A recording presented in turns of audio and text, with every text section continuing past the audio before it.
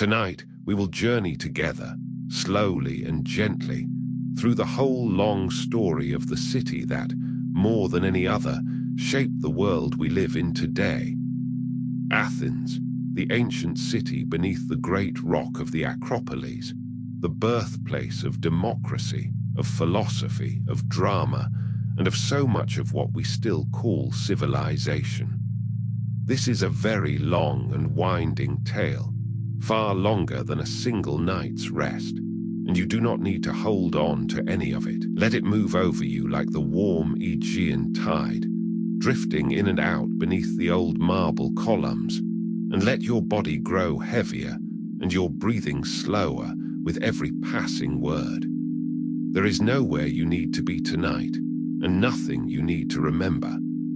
And if you find some comfort in these long, quiet journeys, you are warmly welcome to follow along or to subscribe, and to leave a gentle like before you drift away, so that these stories can keep finding the people who need them night after night. There is no rush in it, and nothing is asked of you now but to rest. So settle in, make yourself comfortable, and let us travel back, across thousands of years, to a rocky hill above a sunlit plain in Greece.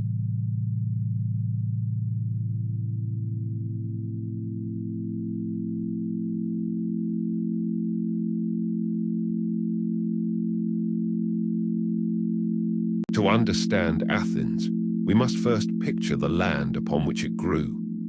In the southeast of Greece lies a region called Attica, a triangular peninsula reaching out into the wine-dark Aegean Sea.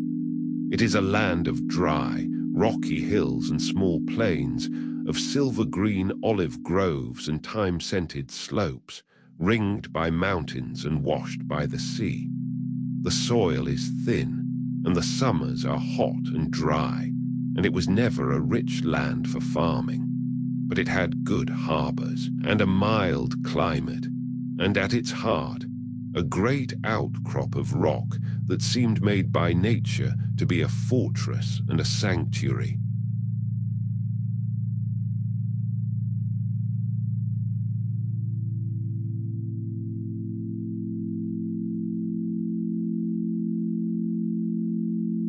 Let us linger for a moment upon that landscape, for its gentle beauty shaped the whole spirit of the people who lived there. Picture the plains of Attica in the long golden light of a summer evening, the endless silver-grey shimmer of the olive groves, their leaves turning in the breeze, the dark spires of the cypress trees, the vineyards heavy with grapes upon the terraced hillsides, and on the higher slopes, the wild thyme and sage and rosemary scenting the warm air, where the bees of Mount Hymettus gathered the honey for which Attica was famous across the whole of Greece.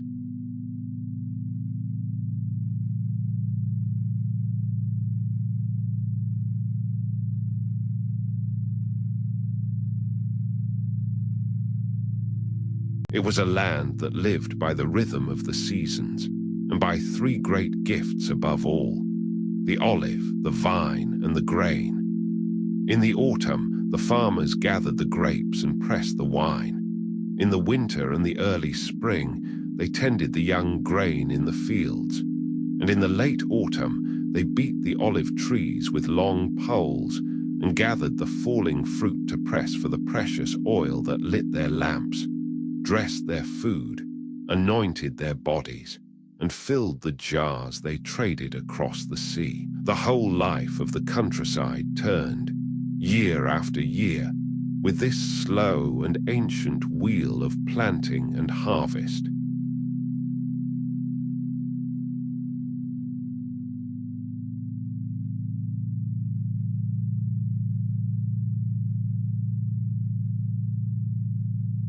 And everywhere, framing this quiet land, was the sea, never far away, glittering blue between the hills, dotted with islands, alive with the white sails of fishing boats and merchant ships.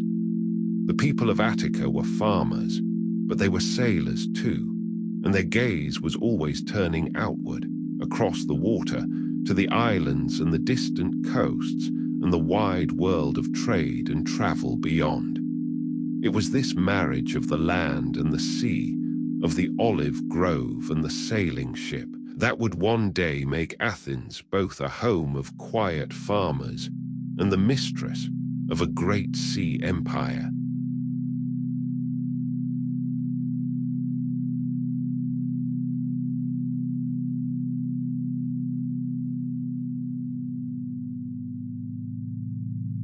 That great rock is the Acropolis, which simply means the high city.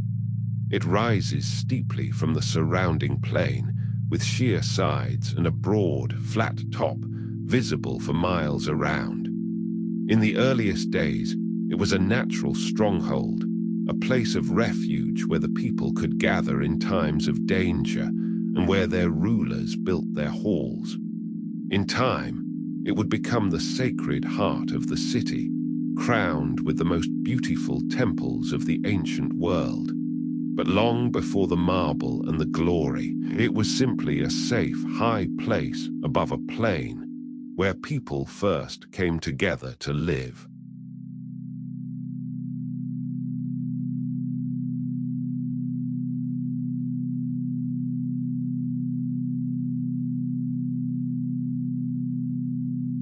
The Athenians told a beautiful story of how their city came to bear its name and of the goddess who became its protector. In the earliest days, they said, the gods were choosing which cities they would each watch over, and two great gods desired this fair new city in Attica, Poseidon, the lord of the sea, and Athena, the goddess of wisdom. Rather than go to war over it, they agreed to a contest. Each would offer the people a gift, and the people would choose whichever gift they judged the finest, and honor that god forever after as their patron.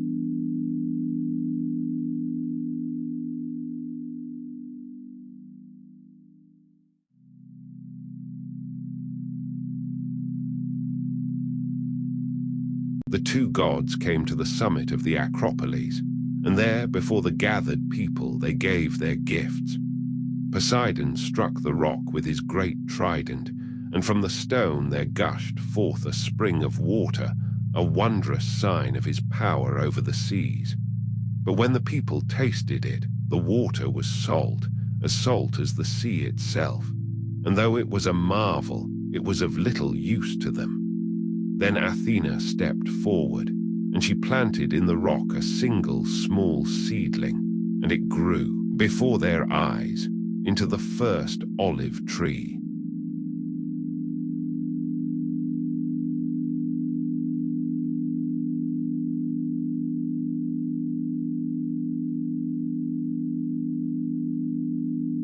And the people saw that the olive tree was the greater gift by far.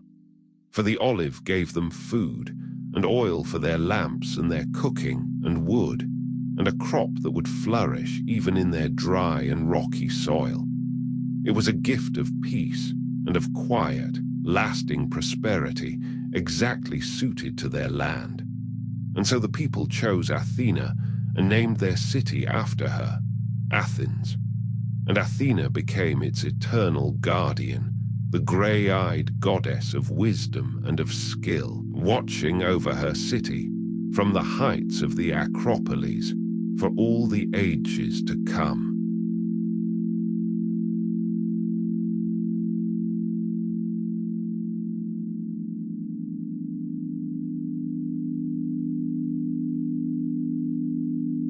The olive tree, ever after, was sacred to the Athenians, and it remained the foundation of their wealth and their identity. The silver-green groves spread across Attica, and Athenian olive oil, pressed and stored in great painted jars, became one of the city's chief exports, carried by ship across the whole of the Mediterranean world. And a sacred olive tree, said to be descended from the very one Athena had planted, grew upon the Acropolis for centuries. even when it was burned in war. The old stories say it sprang green again from its root the very next day, a symbol of the city's own undying resilience.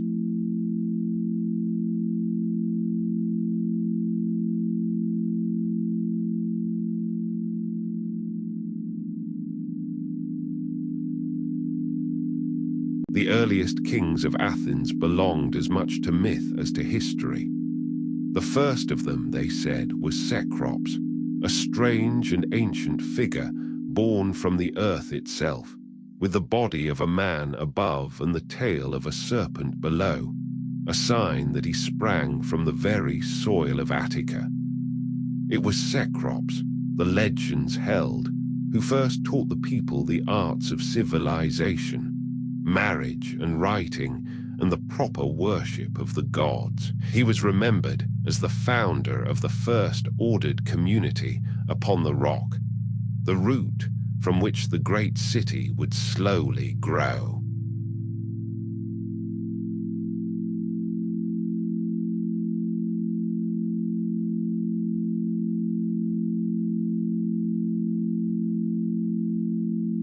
After Cecrops came other legendary kings, and many old and strange tales. There was Eryxthonius, another earth-born king, whom the goddess Athena herself was said to have raised and protected. There were floods and contests, and the slow gathering of the scattered villages of Attica. Through these misty early ages, the small settlements around the Acropolis grew and multiplied, each with its own local customs and rulers, until the whole of Attica was dotted with towns and villages, not yet united, but sharing a land and a language and the protection of the same grey-eyed goddess.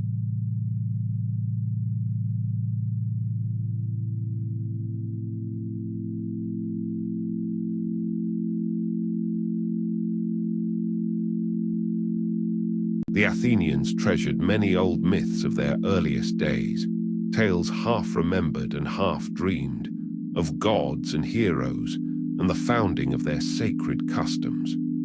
They told of the daughters of Cecrops and of the infant Eryxthonius hidden in a basket and entrusted to their care with a solemn warning never to look inside, and of how, when curiosity overcame them and they opened it, what they saw within drove them to madness.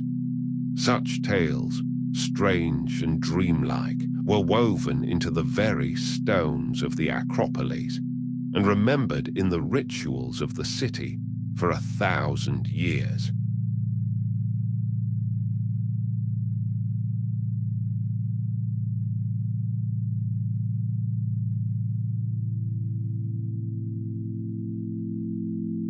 They told, too, of King Eryxitheus, and of the deep bond between the city and its goddess, and of later kings who defended Attica in its early wars. And they told, with special reverence, of a king named Codrus, the last king of Athens, who, when an invading army was told by an oracle that they would win only if they spared the Athenian king, disguised himself as a common woodcutter, went out among the enemy, and deliberately provoked them into killing him, so that by his own death he might save his city.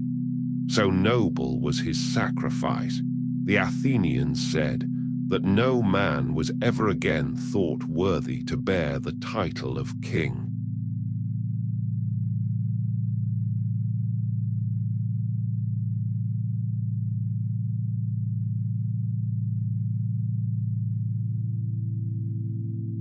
But the greatest of all the Athenian heroes, and the one whose story they loved above all others, was Theseus, and his tale deserves to be told slowly, for it is one of the finest of all the Greek myths.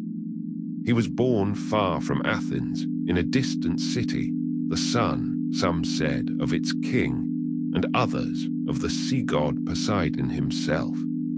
His father, before he was born, hid a sword and a pair of sandals beneath a great rock, and told the boy's mother that when their son was strong enough to lift the rock and take these tokens, he should be sent to Athens to claim his birthright.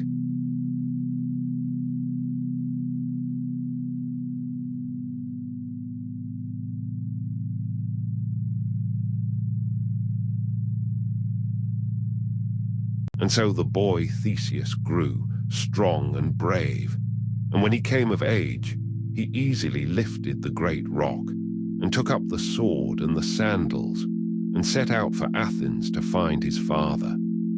He could have sailed there safely by sea, but the young hero chose instead the dangerous road by land, which was infested with fearsome bandits and monsters who preyed upon travelers, for he wished to prove himself, and to make the roads safe for others, as his hero Heracles had done.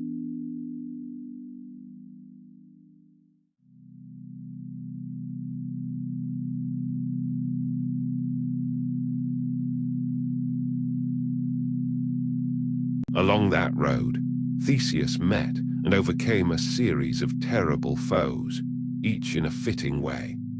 There was a robber who killed travelers with an iron club, and one who tied his victims to bent pine trees. And most famous of all, there was Procrustes, who offered travelers a bed for the night, but who would then stretch those too short to fit it, or cut down those too tall, to make them match its length exactly. Theseus dealt with each of these villains by their own cruel methods, and so cleared the road of its terrors, and came at last, victorious and famous, to Athens.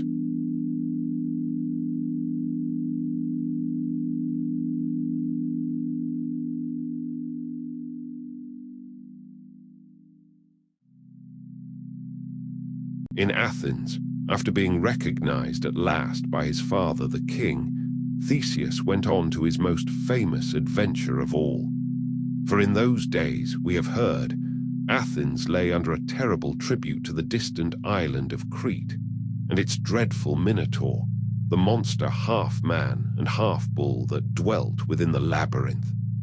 Each year, young Athenians were sent as offerings to be devoured in the maze.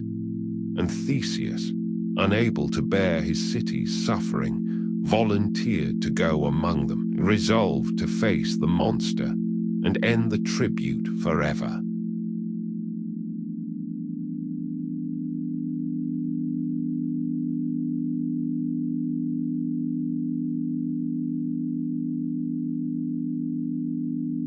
On Crete, the king's daughter Ariadne saw Theseus and fell in love with him, and gave him the gift that would save his life, a simple ball of thread.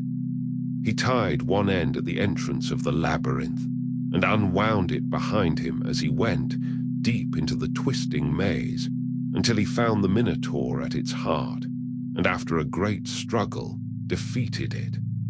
And then, following the thread back through all the winding passages, he found his way out again, and led the freed Athenian youths to safety, and sailed for home.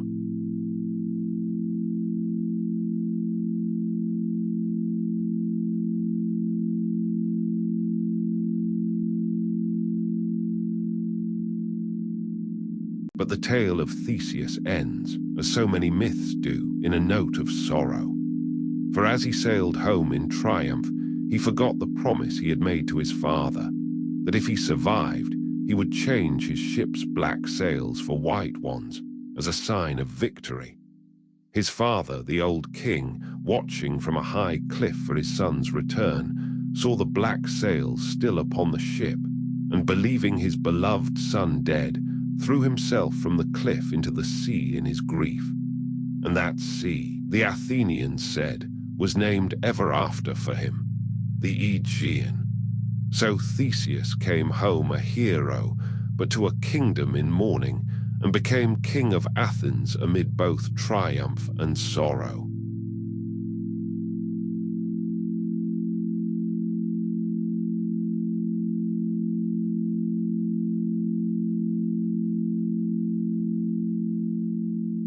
It was as king that Theseus performed the deed for which the Athenians honored him most. The great unification of Attica, of which we have spoken, gathering the scattered towns into a single state. And so this hero of myth became, in the memory of the Athenians, the founder of their united city, the model of the brave and just king, and the subject of countless stories, paintings, and sculptures for centuries to come. When they later fought at Marathon, some Athenians swore they saw the ghost of Theseus himself, in ancient armor, charging ahead of them against the Persians.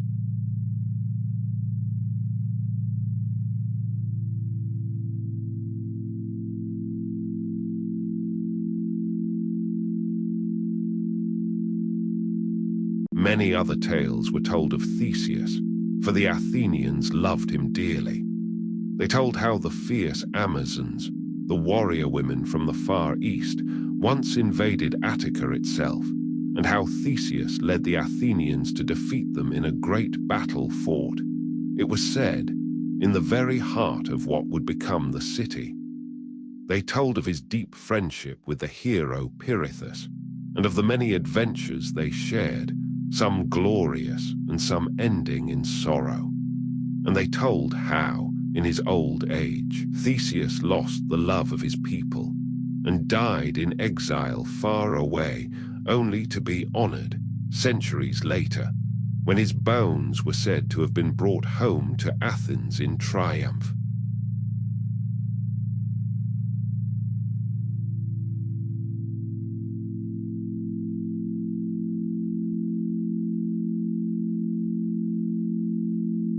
These old myths were not, for the Athenians, mere idle stories. They were the deep roots of their identity, the tales that told them who they were and where they had come from. The war against the Amazons, the defeat of the Persians at Marathon, the triumph of order over the monstrous and the chaotic, all of these were bound together in the Athenian imagination and were carved upon their temples and woven into their festivals. In honoring Theseus and the heroes of old, the Athenians honored the idea of their city itself. Brave, just, civilized, and favored by the gods.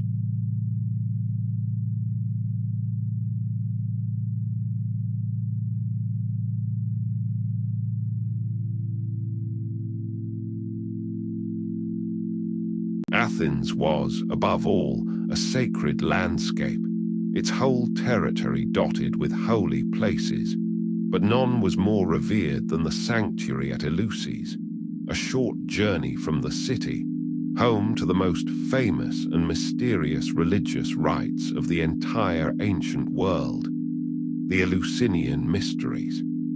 These secret rituals, held each year, were tied to the myth of the goddess Demeter and her daughter Persephone, whom we have met before, and to the great cycle of death and rebirth that runs through the turning of the seasons.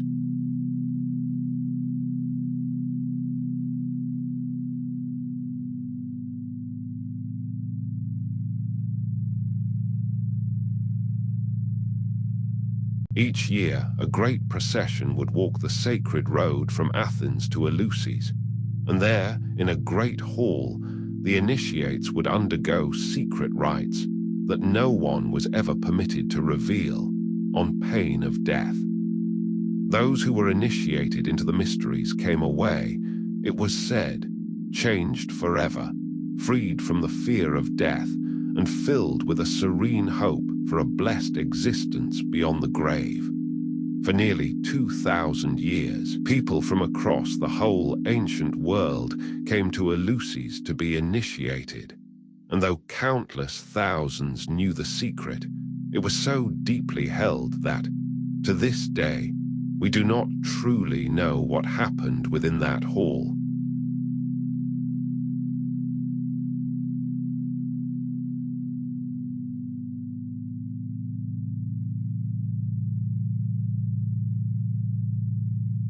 The Athenians also revered the wild and beautiful places of Attica, the mountaintop shrines, the sacred caves, the temple of Poseidon standing high upon the cliff at Cape Sunion, where the land reaches out into the sea, its white columns visible far out on the water, a landmark and a prayer for sailors returning home. The whole land was alive, for them, with the presence of the divine, every spring and grove and hilltop the home of some god or nymph or hero, so that to walk through Attica was to walk through a living tapestry of myth and memory.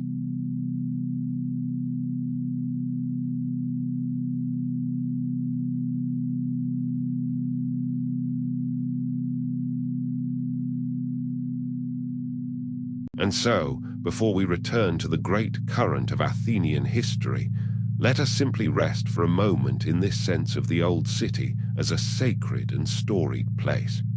Its rock crowned with temples, its land dotted with shrines, its calendar filled with festivals, its every hill and cave and spring alive with ancient tales. For the Athenians did not live only in the world of politics and war and philosophy that we most often remember. They lived, too, in a rich and beautiful world of myth and ritual, of gods and heroes that gave meaning and depth to every part of their lives.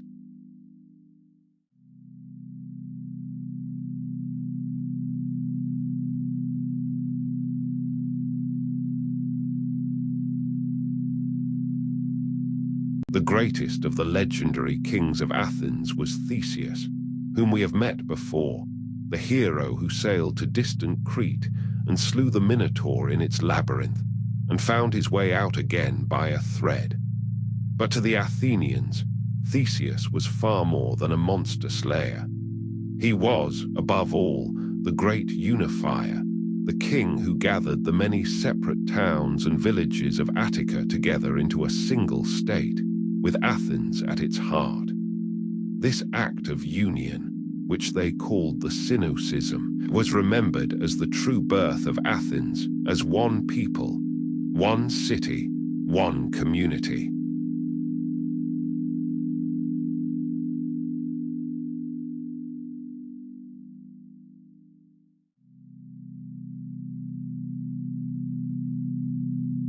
Before Theseus, the story went, the people of Attica had lived in their many separate towns, each governing itself, often quarreling with its neighbors. Theseus persuaded them to give up their local councils and to be governed together from a single center at Athens. He established a common assembly and a shared government, and so, out of many scattered communities, he made one nation. The Athenians honored him ever after as their founder hero and celebrated a great festival in his memory, for it was he, they believed, who had first made them a single people.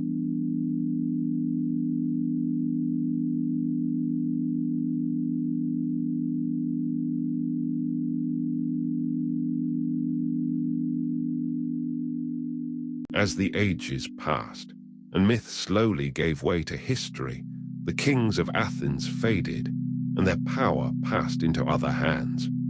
Like many Greek cities, Athens ceased in time to be ruled by a single king, and came instead under the rule of its noble families, the aristocracy, the men of the old and wealthy houses who owned the best land. Power was held by a small circle of these nobles, who filled the chief offices of the state, chief among them the archons, the magistrates who governed the city for a year at a time. The age of kings had ended, and the age of the aristocracy had begun.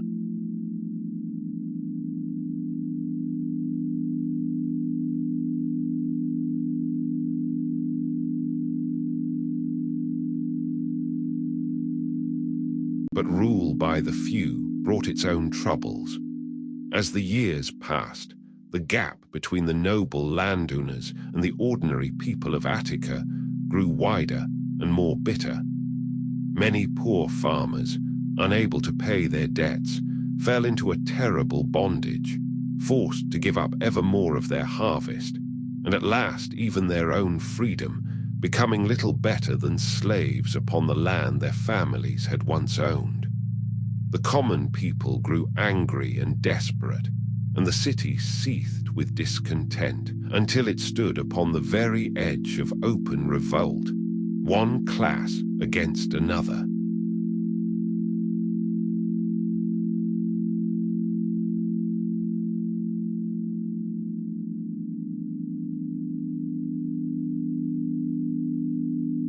It was into this dangerous time that there came a man remembered as one of the wisest in all of Athenian history, Solon. He was a nobleman himself, but also a poet, a traveler, and a man of rare fairness and vision, trusted by rich and poor alike.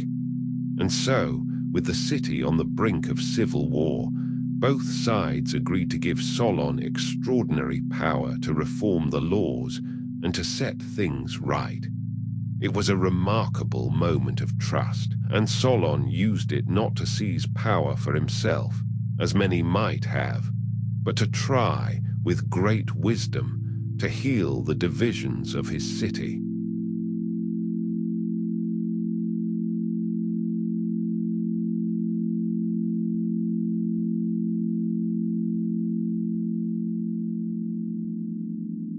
Solon's reforms were sweeping and humane. His first and most famous act was to cancel the crushing debts that had enslaved so many of the poor, and to forbid, forever after, the practice of enslaving a citizen for debt.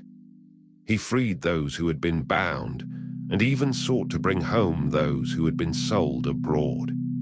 This great cancellation of debts, which the Greeks called the shaking off of burdens, lifted a terrible weight from the shoulders of the common people and saved the city from the brink of ruin. It was a bold and compassionate beginning.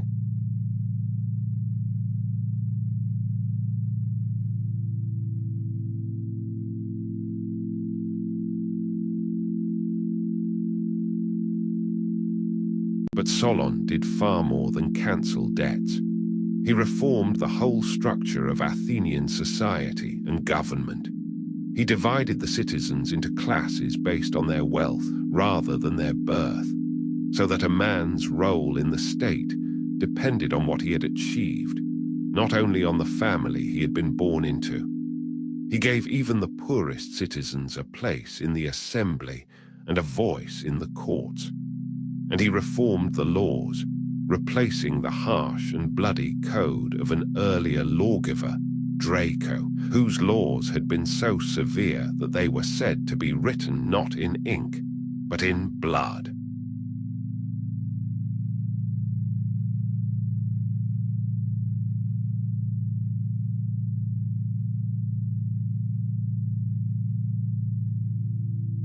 That earlier lawgiver, Draco, is remembered still in our own language, for his code of laws from a generation before Solon had prescribed death as the punishment for almost every offense, however small. When he was asked why, he is said to have replied that small crimes deserved death, and he knew no greater punishment for the great ones. So severe were his laws that we still call any harsh and merciless rule draconian to this very day. Solon swept nearly all of Draco's bloody code away, keeping only its laws on murder, and gave Athens a far more humane and balanced justice.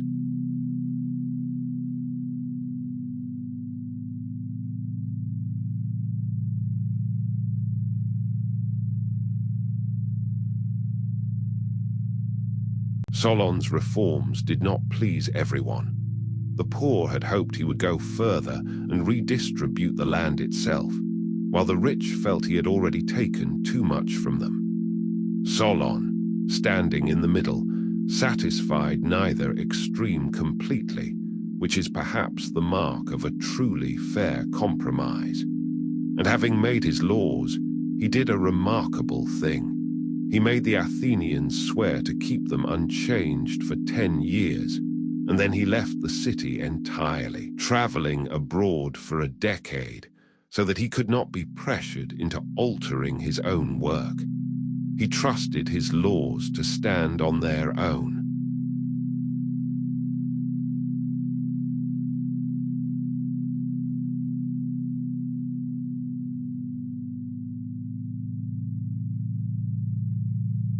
Solon had laid the foundations, but he had not brought perfect peace. In the years after he left, the old quarrels between the factions of Athens flared up again, the rich against the poor, the men of the coast against the men of the plain and the hills. The city remained unstable, its new institutions still fragile, its people still divided, and into this continuing turmoil there stepped an ambitious and capable nobleman who would take Athens down a different road for a time. The road not of democracy, but of one-man rule. His name was Pisistratus.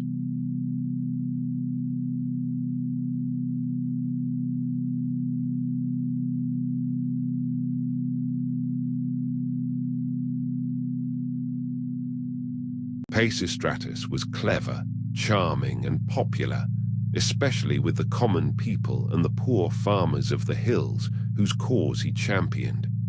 Through a series of bold maneuvers, he seized power in Athens and made himself its tyrant. Now, the word tyrant to the Greeks did not always mean a cruel oppressor. It meant simply a man who had seized sole power outside the law. And Pisistratus, for all that he had taken power by force, ruled in the main wisely and well, and under him the city grew richer and more splendid than ever before.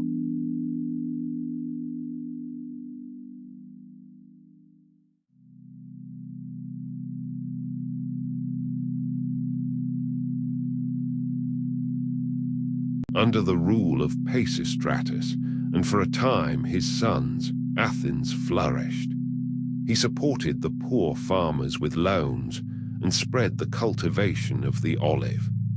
He adorned the city with fine new buildings and public works, and he greatly expanded its religious festivals, including the great festival of Athena, the Panathenaea, and the festival of Dionysus, out of which, in time, would grow the Athenian theatre. He even had the great poems of Homer collected and set down in an ordered form. In many ways, the tyranny prepared the ground and gathered the wealth and confidence from which the later glory of Athens would spring.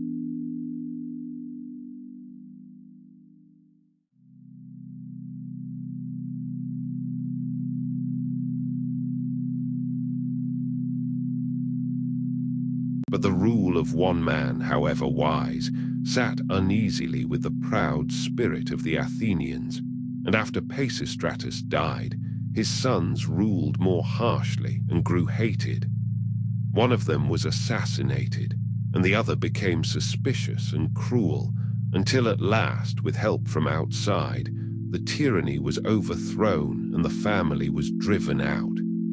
Athens was free once more of one-man rule, but the great question remained: what would take its place? Would power fall back into the hands of the quarreling noble families? Or would Athens find some new and different way to govern itself?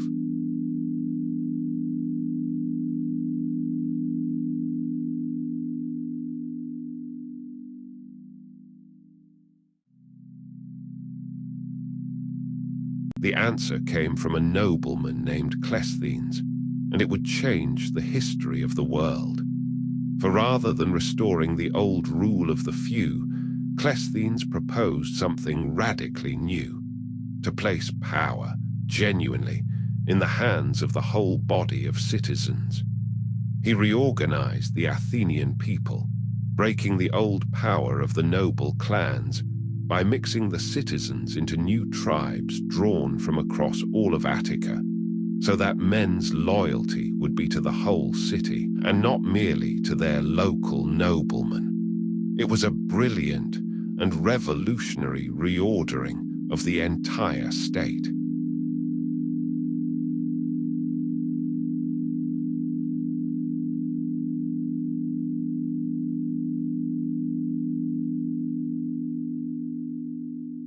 And with the reforms of Cleisthenes, around the year 508 before the Common Era, there was born in Athens something the world had never truly seen before: democracy, a word which means, quite simply, the rule of the people.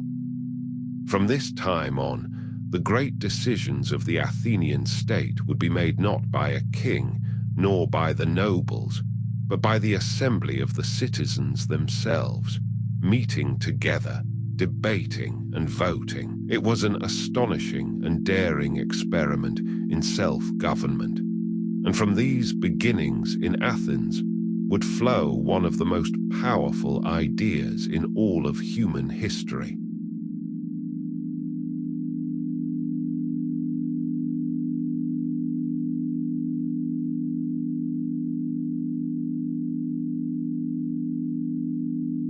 Cleisthenes gave the city another curious and clever institution, designed to protect the young democracy from any man who might grow too powerful and seek to make himself a tyrant.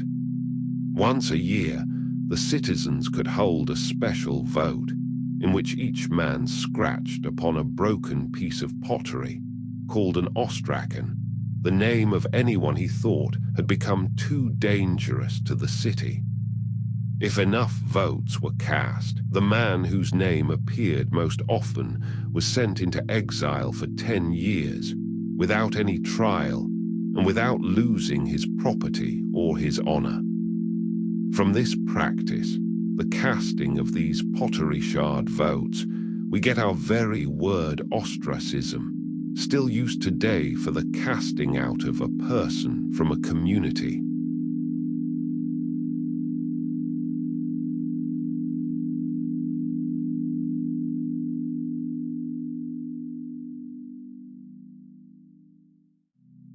It was a strange and double-edged tool.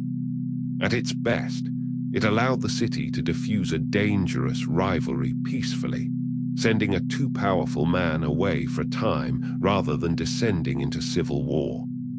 At its worst, it could be turned by the crowd against its wisest and most honest citizens, out of envy or spite. There is an old story that one of the finest men in Athens, so upright that he was nicknamed the Just, was approached at an ostracism vote by an illiterate citizen who, not knowing who he was, asked him to write a name upon his shard, and the name he asked for was that very man's own. Asked why, the citizen said only that he was tired of hearing him called the Just, and the great man, without a word, wrote his own name upon the shard, and was sent into exile.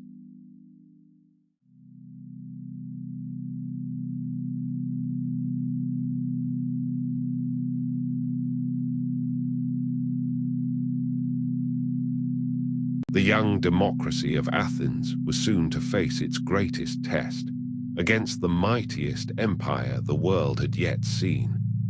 Far to the east lay the vast Persian Empire, which stretched from Egypt to India, ruled by a king of kings whose power and wealth were beyond anything the small Greek cities could imagine. When some of the Greek cities of Asia Minor, under Persian rule, rose in revolt, Athens sent ships to help them. The revolt was crushed, but the Persian king Darius did not forget that the little city of Athens had dared to defy him, and he resolved to punish it.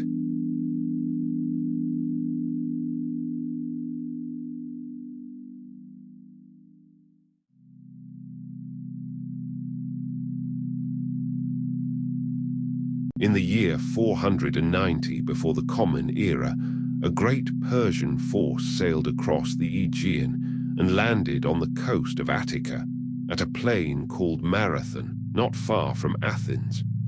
The Athenians marched out to meet them, a few thousand citizen soldiers against a much larger Persian army. It seemed hopeless. They sent a runner all the way to Sparta to beg for help, but the Spartans, bound by a religious festival, could not come in time. And so the Athenians, with a small band of allies from one neighboring town, stood alone upon the plain of Marathon, facing the invader.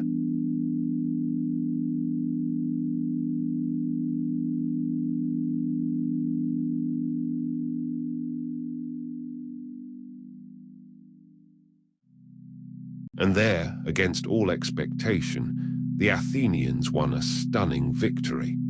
Their general drew up his line cleverly, strengthening the wings, and when the two armies clashed, the Athenian wings swept around and enveloped the Persian center, throwing the great army into a panicked rout back to their ships.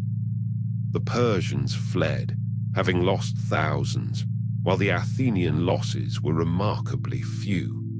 The little democracy had defeated the army of the greatest empire on earth. It was a victory that rang through all of Greece, and that the Athenians would remember with fierce pride for centuries.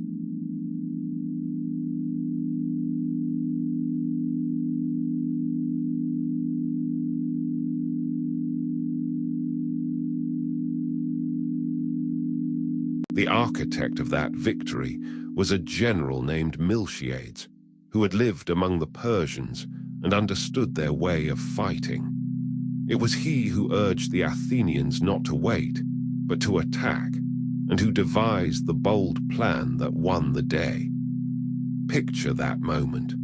The long line of Athenian citizen soldiers, the hoplites, each man in his bronze helmet and breastplate, his great round shield upon his arm and his spear in his hand, standing shoulder to shoulder in the tight formation called the phalanx, so that each man's shield helped to guard the man beside him. And then, at the command, the whole line breaking into a run across the plain, straight into the astonished enemy.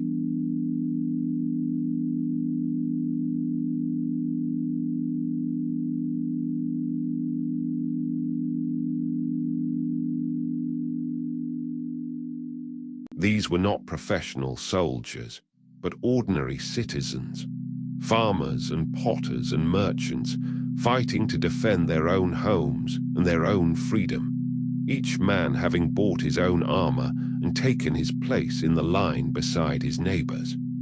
And it was this, perhaps, that made the difference, that free men, fighting for their own city and their own liberty, could summon a courage and a discipline that the vast conscript armies of a distant king could not match.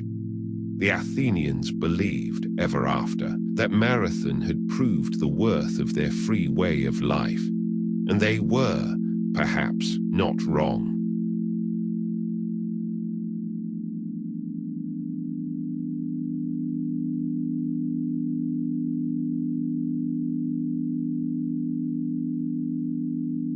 It is from this battle that we get one of our most famous stories and one of our modern words. For it was said that a runner was sent from the battlefield of Marathon all the way to Athens, some 26 miles, to bring news of the victory, and that he ran the whole distance without stopping, gasped out the single word "rejoice. We have won," and then fell dead from exhaustion.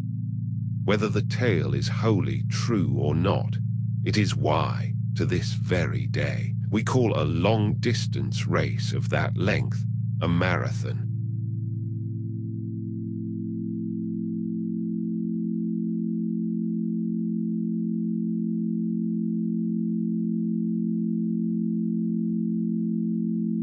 The victory at Marathon saved Athens for a time, but the wisest of the Athenians knew that the Persians would return, and in far greater force. Chief among these was a brilliant and far-sighted statesman named Themistocles. He understood that Athens could not hope to defeat the whole might of Persia on land, but that its future and its salvation lay upon the sea. And so he persuaded the Athenians to a momentous decision: to take a rich new vein of silver freshly discovered in the mines of Attica, and to spend it not on themselves, but on building a great fleet of warships.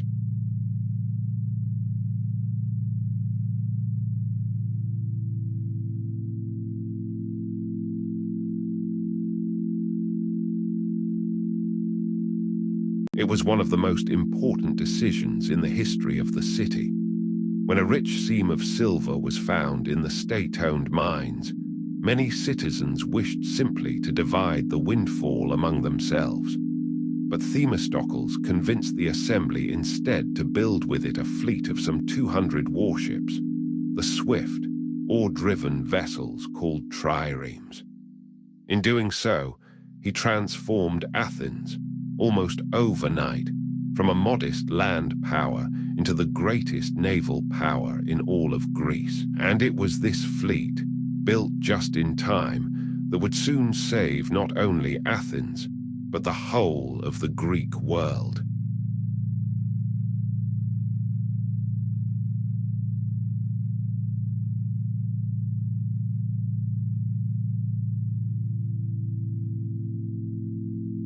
For the blow fell, as Themistocles had foreseen. 10 years after Marathon, the son of Darius, the new Persian king Xerxes, gathered an army and a navy of almost unimaginable size and set out to conquer Greece once and for all.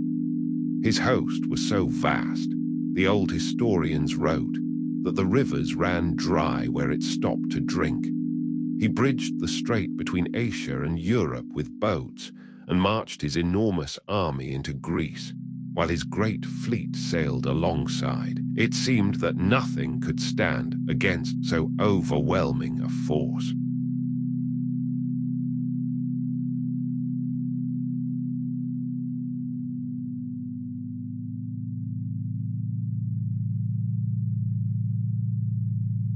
The Greek cities, so often divided and quarreling, now joined together in a desperate alliance to resist the invader, with Sparta and Athens at its head.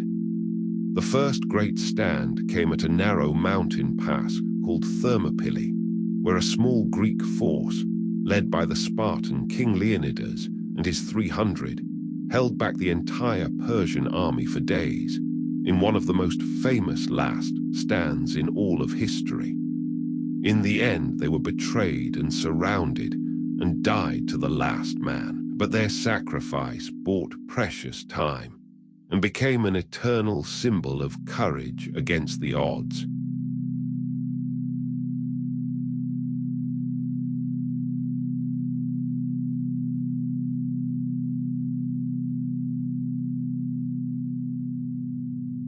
With the pass at Thermopylae forced at last, the Persian army poured down into central Greece, and there was nothing now to stop it reaching Athens itself. And so the Athenians made an agonizing and heroic decision. Rather than surrender, they abandoned their city entirely.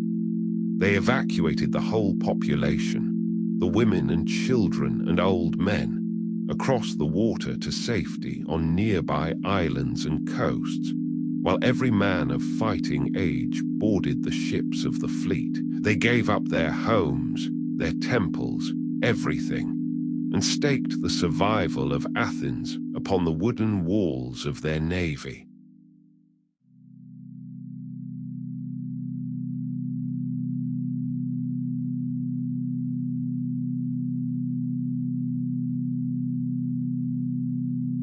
The Persians marched into a nearly empty Athens, and they burned it. They stormed the Acropolis, where a few defenders still held out, and they sacked and burned the temples of the gods, including the old temple of Athena upon the sacred rock. The great city lay in ashes, its people refugees upon the sea, watching from afar as the smoke rose from their burning homes. It was the darkest hour in the history of Athens, and yet, even now, its fleet remained, intact and ready, gathered in the narrow, straight beside a small island called Salamis.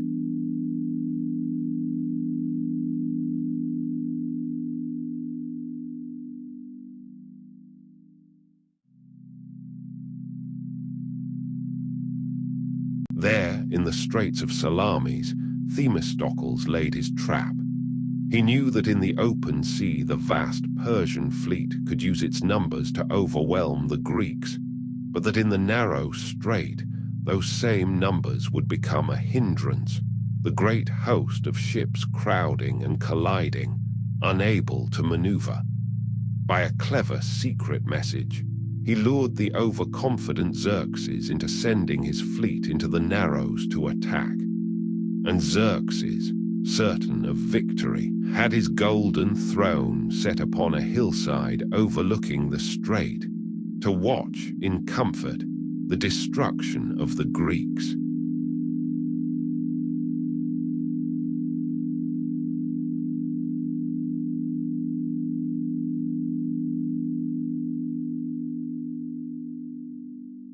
But it was the Persians who were destroyed. As their great fleet pressed into the narrow waters, it fell into confusion, ship crowding upon ship, and the smaller, nimbler Greek fleet fell upon them with terrible force, ramming and sinking them by the hundreds. All day the battle raged in the strait, and by evening the mighty Persian navy was shattered, while Xerxes watched, helpless and horrified, from his throne upon the hill. The great sea battle of Salamis was one of the most decisive in all of history, and it was, above all, the victory of Athens and her fleet.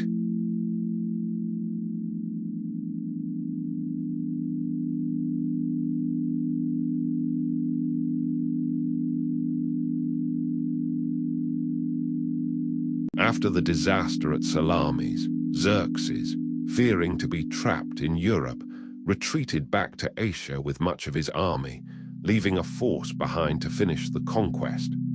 But the following year, the combined Greek armies, with the Spartans in the lead, met and destroyed this remaining Persian army at a battle called Plataea, and on the very same days, the Greeks won another great naval victory in the east. The Persian invasion was utterly broken. Greece was free, and the two great victories at sea, at Salamis and beyond, belonged, above all others, to Athens.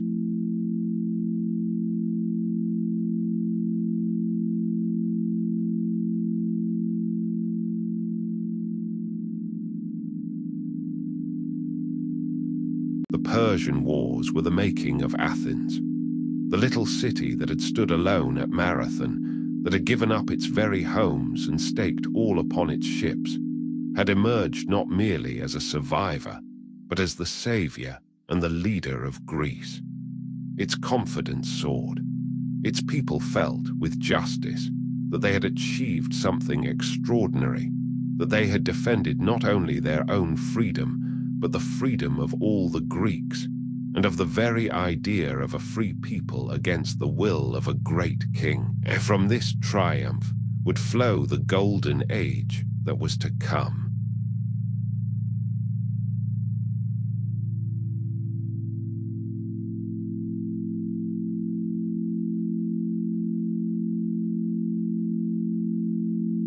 And so the Athenians returned to their ruined city and began to rebuild.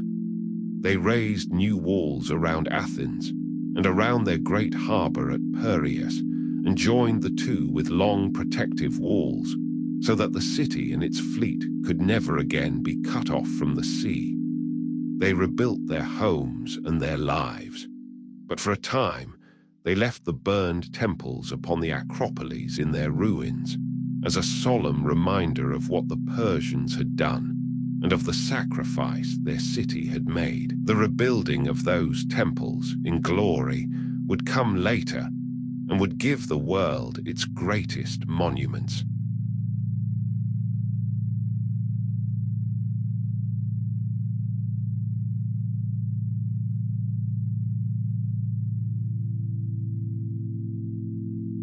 In the years after the great victory, Athens organized the Greek cities of the islands and the coasts into a grand alliance against any future Persian threat, a league of states that would keep a common fleet and a common treasury, with Athens at its head. This was the Delian League, named for the sacred island of Delos, where its treasury was first kept. At its beginning, it was a true alliance of free cities, banded together for their common defense, and led by Athens as the greatest naval power and the hero of the Persian Wars.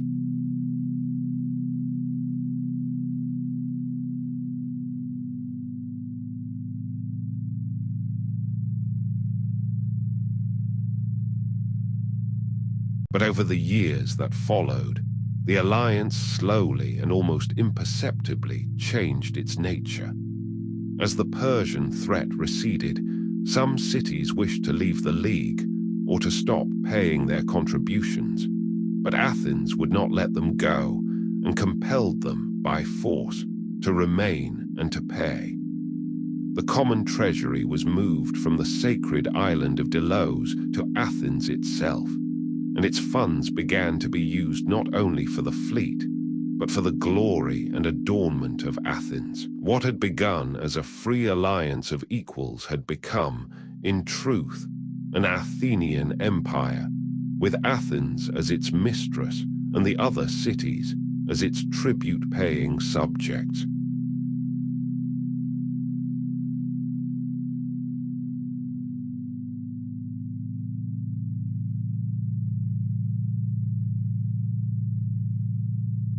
This was, in many ways, the shadow side of Athenian greatness. The same city that prized freedom and self-government so fiercely at home could be hard, and even ruthless, in ruling over others abroad. Yet the empire also brought a long peace to the Aegean, cleared the seas of pirates, spread Athenian coinage and law and trade across the Greek world, and poured a river of wealth into Athens, wealth that would pay for the Parthenon and the festivals and the paid public offices and all the glories of the Golden Age. The greatness and the guilt of Athens were in this bound closely together.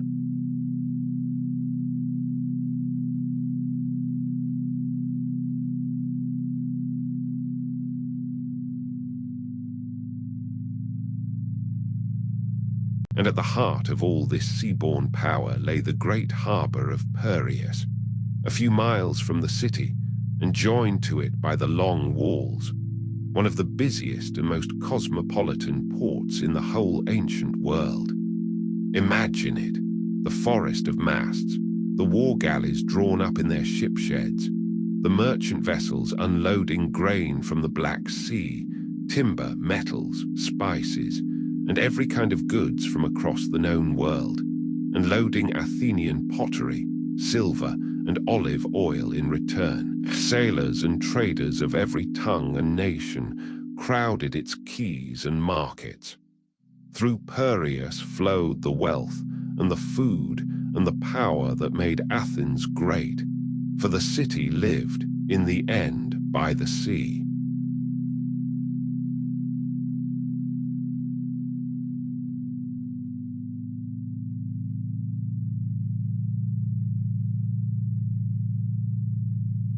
But over the years, the alliance slowly changed its character. Athens, as its leader, grew ever more powerful, and the other cities ever more dependent and then subordinate. Cities that tried to leave the League were forced to remain. The common treasury was eventually moved from Delos to Athens itself, and its funds began to be used not only for defense, but for the glory and benefit of Athens. Little by little, What had begun as a free alliance of equals became, in truth, an Athenian empire, with the other cities as its tribute-paying subjects.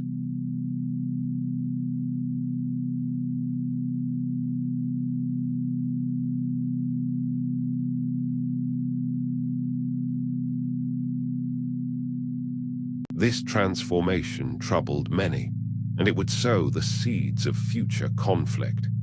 But it also brought immense wealth flooding into Athens, the tribute of 100 cities, and this wealth, combined with the confidence of victory and the energy of the democracy, created the conditions for one of the most extraordinary flowerings of human achievement the world has ever known. For Athens was now entering its golden age, and at its head stood the man whose name that age would forever bear, Pericles.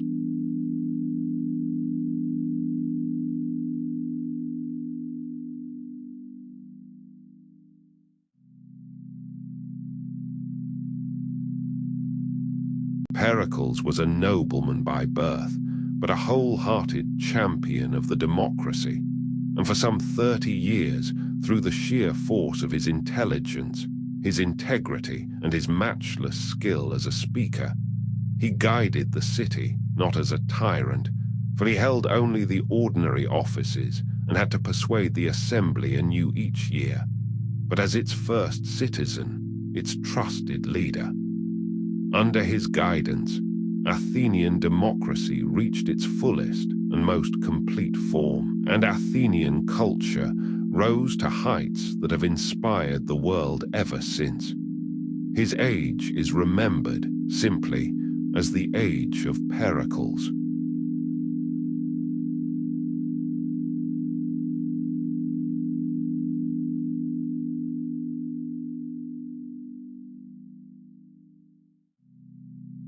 Pericles himself was a man of great dignity and reserve, so calm and measured in his bearing that he was nicknamed the Olympian, after the serene gods of Olympus. He was famously incorruptible, indifferent to money, devoting himself wholly to the service of the city. He rarely attended private dinners or entertainments, and when he spoke in the assembly, it was said, his words fell upon the people like thunder and lightning, so great was his power of persuasion. For all his aristocratic manner, he gave his life to the cause of the democracy and to the greatness and beauty of Athens.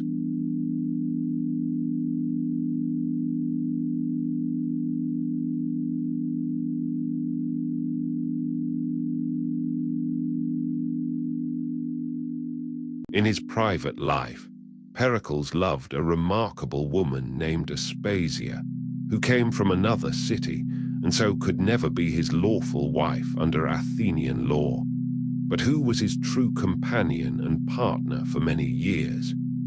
She was famed for her wit and her intelligence, and it was said that the leading men of Athens, and even Socrates himself, came to her house to hear her converse, and that she helped Pericles compose his greatest speeches. In a city that gave its women little public voice, Aspasia stands out as a brilliant and independent figure, remembered still, thousands of years later.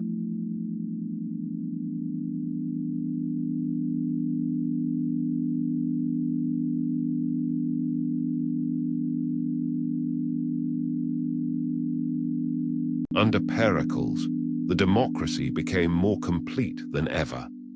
Ordinary citizens were now paid for their service on juries and in public office, so that even the poorest could afford to take part in governing the city, and not just the rich who could spare the time.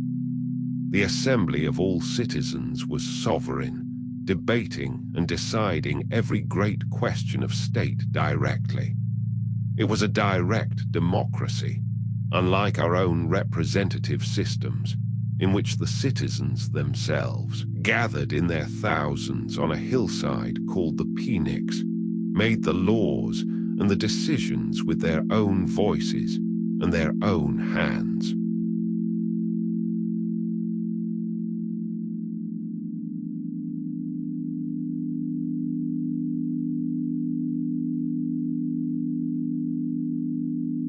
Picture one of those assemblies, for there was nothing else quite like it in the world.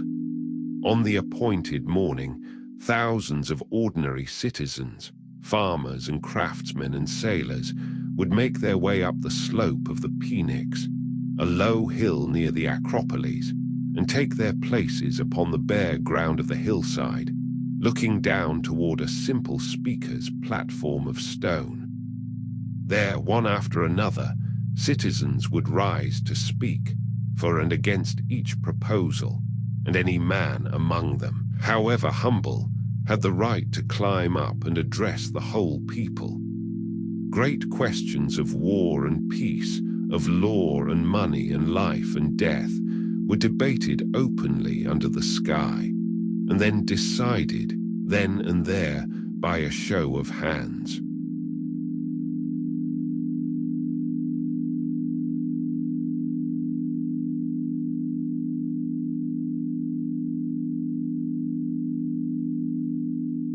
There was a grandeur and also a danger in this. Never before had ordinary people governed themselves so directly, deciding their own fate with their own voices, answerable to no king or council. But an assembly of thousands could also be swayed by a stirring speaker, carried away by passion, or moved to rash and cruel decisions it would later regret. The Athenians knew both the glory and the peril of their democracy, and their history is, in part, the story of a people learning, sometimes joyfully and sometimes bitterly, what it means to be truly free and truly responsible for their own choices.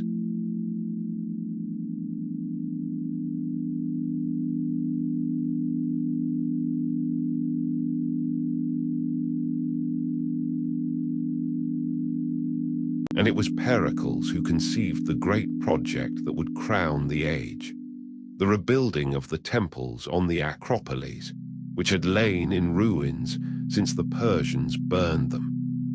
Using the wealth of the empire and the finest artists and architects and craftsmen of the age, he set out to raise upon the sacred rock a group of buildings so perfect and so beautiful that they would stand as the very symbol of Athens and of the heights that human art could reach. The greatest of them all would be a magnificent new temple to the city's patron goddess, Athena, the Parthenon.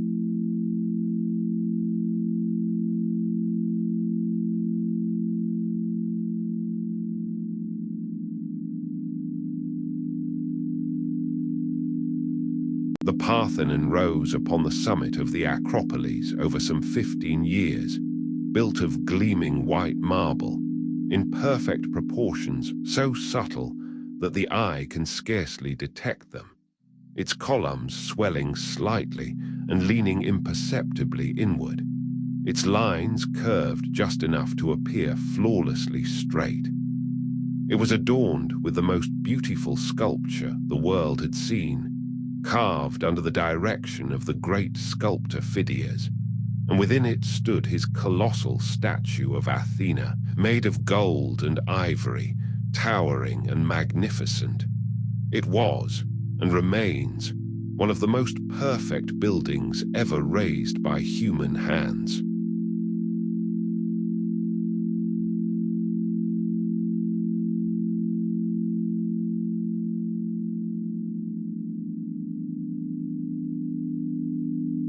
Around the Parthenon rose the other great buildings of the Acropolis, the grand gateway, the propylaea, through which processions passed, the small and exquisite temple of Athena the Victorious, and the strange and beautiful Erechthaeon with its porch of maidens, the Caryatids, graceful stone women who serve as columns, holding up the roof upon their heads. Together, these buildings crown the sacred rock with a beauty that has never been surpassed, and that still, in their ruins, 2,500 years later, draw people from every corner of the earth to gaze upon them in wonder.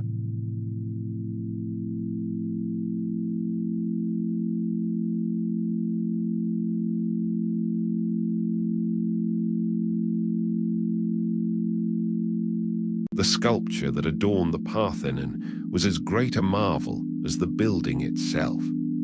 All around the top of the temple ran a long carved band, the frieze, depicting the great procession of the Panathenaea, hundreds of figures of horsemen and maidens and elders and sacrificial beasts, all moving together in a slow, flowing rhythm of stone, so alive that the horses seemed to strain and the riders to sway. In the triangular gables at either end stood great groups of sculpted gods, and among the scenes of gods and heroes and battles, the marble seems to breathe, the drapery to flutter, the bodies to move with a grace and naturalness that no one had ever achieved before.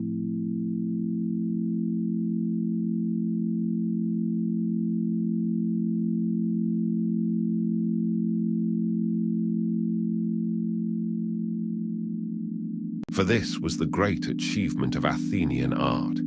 It found a way to portray the human body and the human form with a perfect balance of realism and ideal beauty, neither the stiff, formal figures of older ages, nor mere copying of nature, but an image of humankind at its most noble and serene and beautiful, calm, balanced, and free.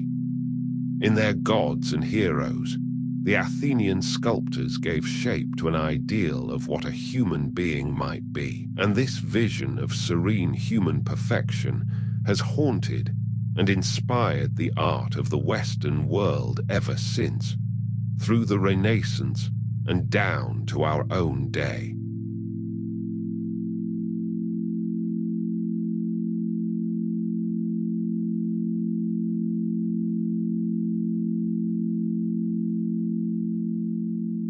And it is worth pausing to think of the thousands of hands that raised all this.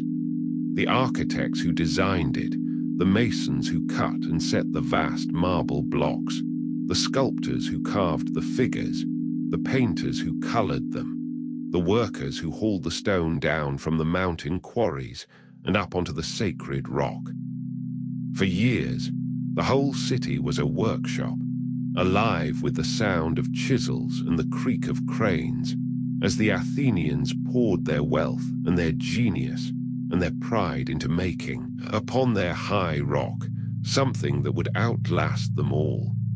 And so it has, standing still in golden ruin against the blue Athenian sky.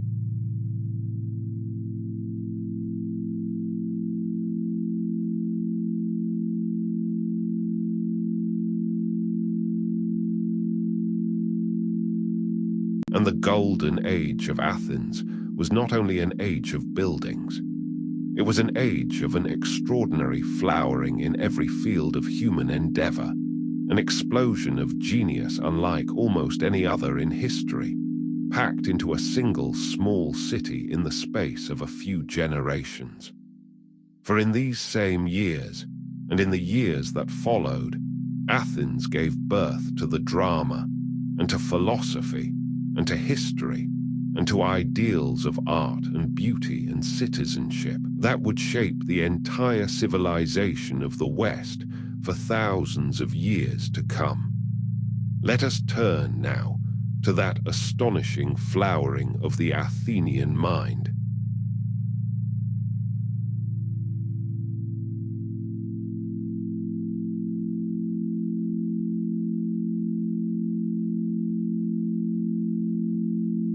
Perhaps the greatest of all the gifts that Athens gave to the world was the theatre. Drama, as we know it, was born here in the festivals of the god Dionysus, out of ancient songs and dances performed in his honor. Over time, a single performer stepped out from the chorus to speak alone, and then a second, and a third, and so the dialogue of drama was born. Each year, at the great festival of Dionysus, the whole city would gather in a vast open-air theatre carved into the southern slope of the Acropolis, to watch new plays performed in competition and to crown the finest.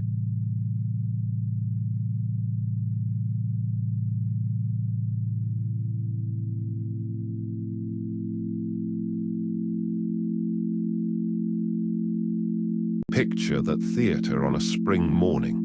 Thousands upon thousands of Athenian citizens seated in the great curved bank of stone seats, looking down upon the circular dancing floor and the stage, with the sea and the hills beyond. For days, they would watch play after play, tragedies in the morning and comedies later, a whole city sharing in the same stories, the same laughter, the same tears. It was not mere entertainment. It was a civic and religious event, a way the whole community reflected together upon the deepest questions of life and fate and justice and the gods.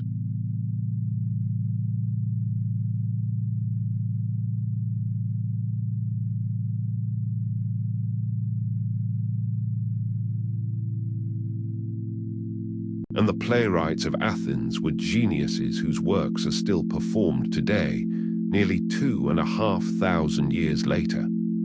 In tragedy, there were three great masters: Aeschylus, the eldest, who had himself fought at Marathon and who first raised tragedy to grandeur; Sophocles, of perfect and serene artistry, who gave us the towering tragedy of Oedipus; and Euripides, the most modern and questioning of the three, who turned his piercing eye upon the passions and sufferings of ordinary human hearts.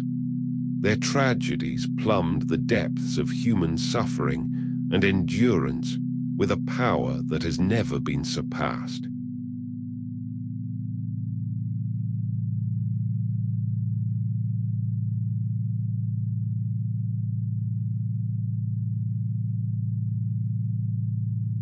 Consider a few of these immortal plays, for they are among the treasures of the human spirit. Aeschylus gave us the great trilogy of the House of Agamemnon, the story of a king murdered by his wife upon his return from Troy, of a son who avenges his father by slaying his mother, and of how, at the last, the cycle of blood and vengeance is broken and replaced, upon the very hill of Athens, by the rule of law and the mercy of a jury of citizens. It is, at heart, the story of how humankind rises from savage revenge to justice, told with a grandeur that still awes those who hear it.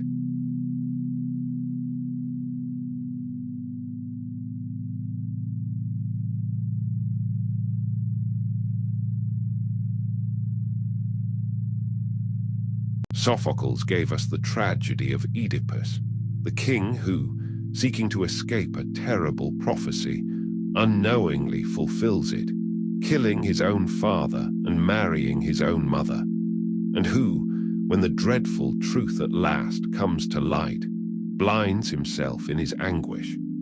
It is a tale of fate and free will, of how a great and good man may be brought low by forces beyond his understanding, and it has haunted the imagination of the world ever since.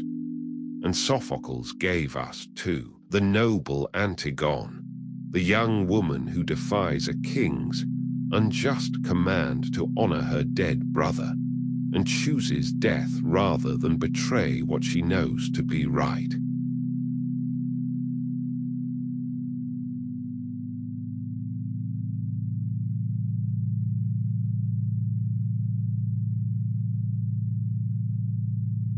Euripides, the questioner, turned his gaze upon the wounded human heart, and especially upon those whom others overlooked: women, slaves, the defeated, the suffering. He gave us the terrible figure of Medea, the wronged wife who takes a dreadful revenge, and haunting plays of the sorrows of war seen through the eyes of its victims. His characters were not distant heroes, but recognizable human beings, torn by love and jealousy and grief and doubt, and in them the audience saw, as if in a mirror, the depths and the darkness of their own hearts. In these three masters, the art of tragedy reached a height it has never surpassed.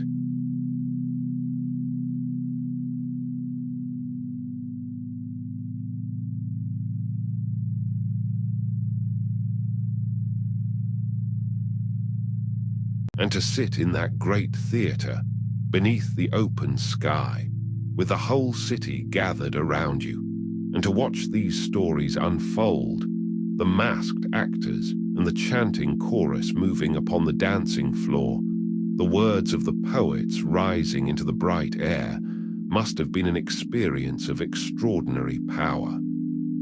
For a few days each spring, the ordinary business of the city fell silent, and the Athenians gathered as one people to contemplate together the great and terrible truths of the human condition, and then to be released, at the end, into laughter. It was one of the noblest uses to which a people ever put their gathering together.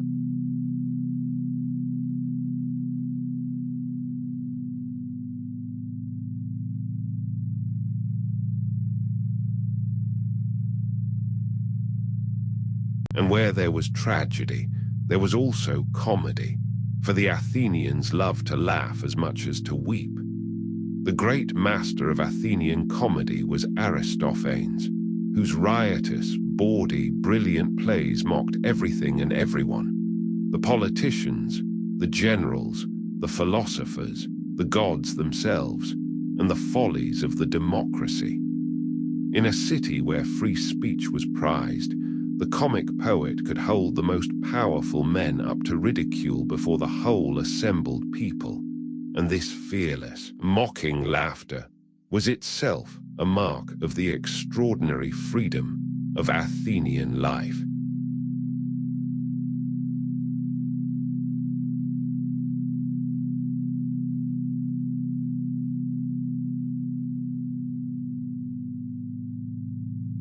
The young men of Athens were shaped for this rich civic life by an education unlike our own. There were no great state schools. A boy of a citizen family would learn from private teachers and from the life of the city itself. He would learn to read and write, to recite the poems of Homer, which were the very heart of Greek education, and to sing and play the lyre, for music was thought to shape the soul. And as we have seen, he would train his body in the wrestling grounds, for the Athenian ideal was a harmony of body and mind, of grace and strength together.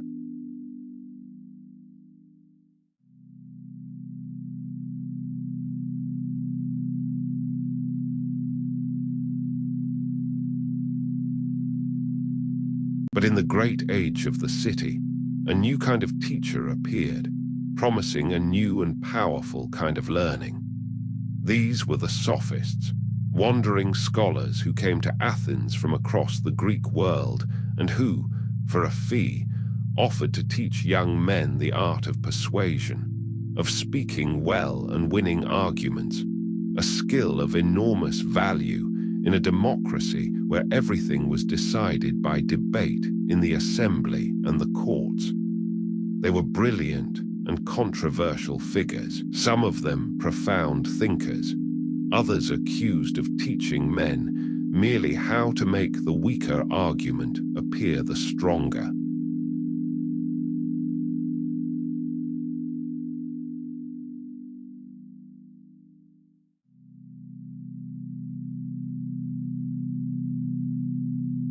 The Sophists raised deep and troubling questions that still echo today. Whether there is any real truth or only opinion, whether justice is anything more than the interest of the powerful, whether right and wrong are fixed by nature or merely by custom and convention. They shook the old certainties of the city, and some Athenians feared their influence upon the young. It was into this world of clever, questioning, unsettling talk that Socrates came, and though he was often confused with the Sophists, he was, in truth, their great opposite. For they took money and claimed to teach wisdom, while he took nothing and claimed only to know that he knew nothing at all.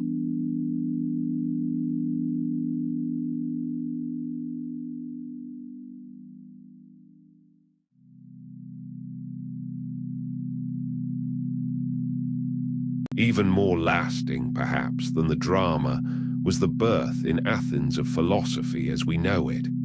The disciplined love of wisdom, the fearless questioning of everything in the search for truth. And at the very heart of this stands one of the most remarkable figures in all of history. Socrates, a stonemason's son, snub-nosed and shabby, who wrote not a single word, but who spent his days in the marketplace of Athens simply talking and questioning and turning the minds of his fellow citizens inside out in the search for what is true and good and just.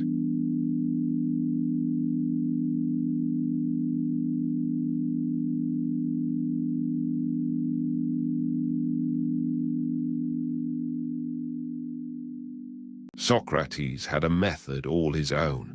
He claimed to know nothing himself and simply asked questions gently and relentlessly of those who claimed to know. What is justice? What is courage? What is a good life? And under his patient questioning, the confident answers of others would crumble and contradict themselves until they saw that they did not truly understand the things they had taken for granted. He taught not answers, but a way of thinking, not what to believe, but how to examine one's own beliefs. The unexamined life, he famously said, is not worth living.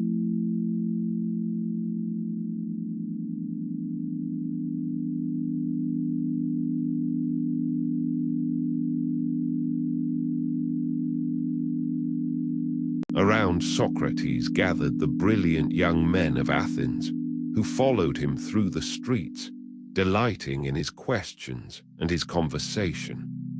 Chief among them was a young aristocrat named Plato, who would become one of the greatest philosophers of all time, and who would, after Socrates' death, write down his teacher's conversations in a series of magnificent dialogues that preserve for us the very voice and method of Socrates.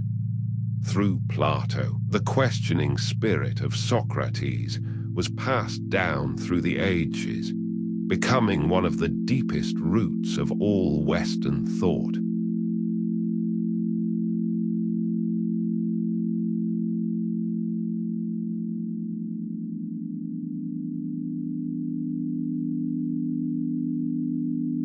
Athens also gave us the writing of history itself. It was here that Herodotus, called the father of history, gave his great account of the Persian Wars, weaving together travel and story and inquiry into the causes of events. And here, too, the Athenian Thucydides wrote his rigorous, unflinching history of the great war that was to come, seeking not to entertain, but to understand coldly and truly why men and cities act as they do.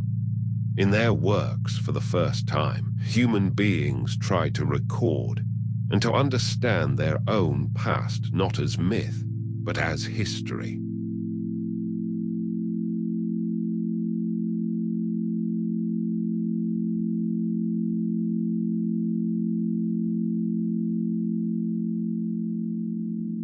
And in this same spirit of reason and inquiry, the Greeks of this age began to seek natural explanations for the world, laying the very foundations of science. Though the great strides came from many Greek cities, Athens drew the finest minds to itself, And here the questions were asked that would echo for millennia. What is the world made of? What are the stars and the sun and the moon? How does the body work, and what causes disease? On the island of Kos, the physician Hippocrates taught that illness came not from the anger of the gods, but from natural causes that might be observed and understood, and so became the father of medicine, whose oath physicians still honor to this day.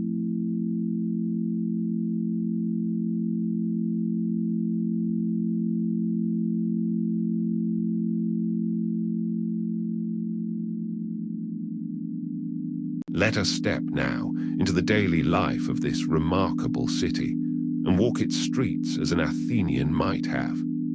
The beating heart of the city was the Agora, the great open marketplace and civic center that lay below the Acropolis.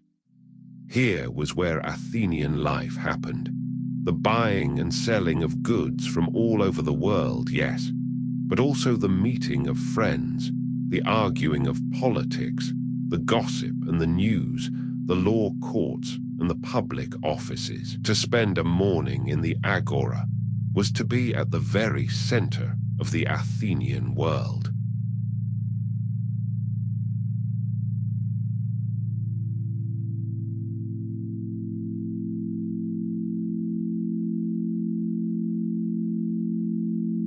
Picture the Agora on a busy morning.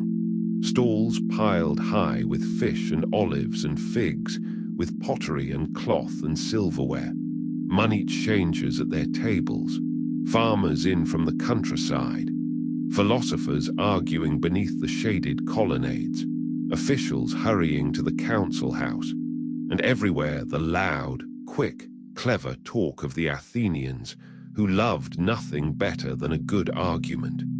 Socrates himself spent his days here, buttonholing passers-by with his questions. It was noisy and crowded and alive, the very engine room of the world's first democracy.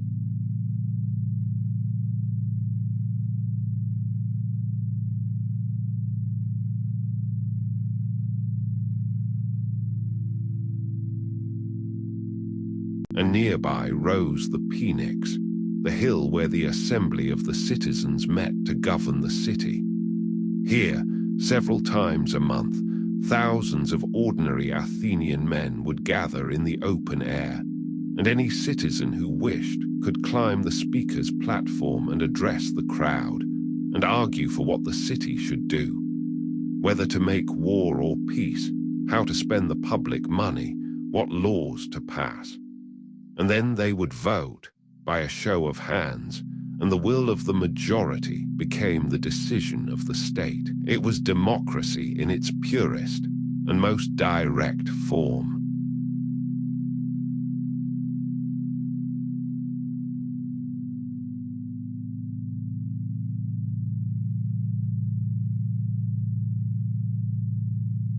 We must be honest, though, about the limits of that democracy, for it was not as wide as our own ideals today.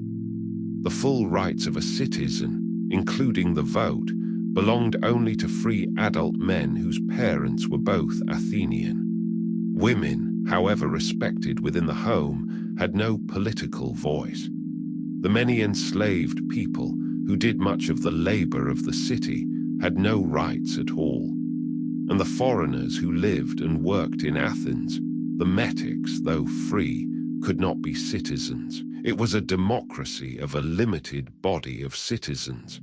And yet, for its time, it gave more people a direct voice in their own governing than almost anywhere else on earth.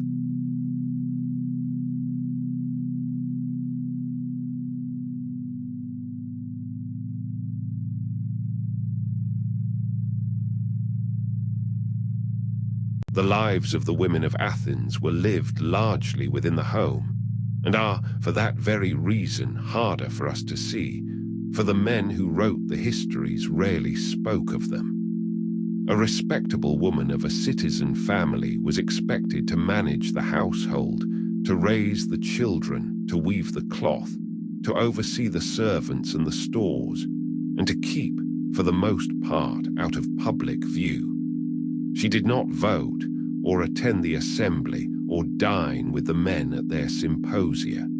It was, by our own ideals, a narrow and confined existence, and we should not pretend otherwise.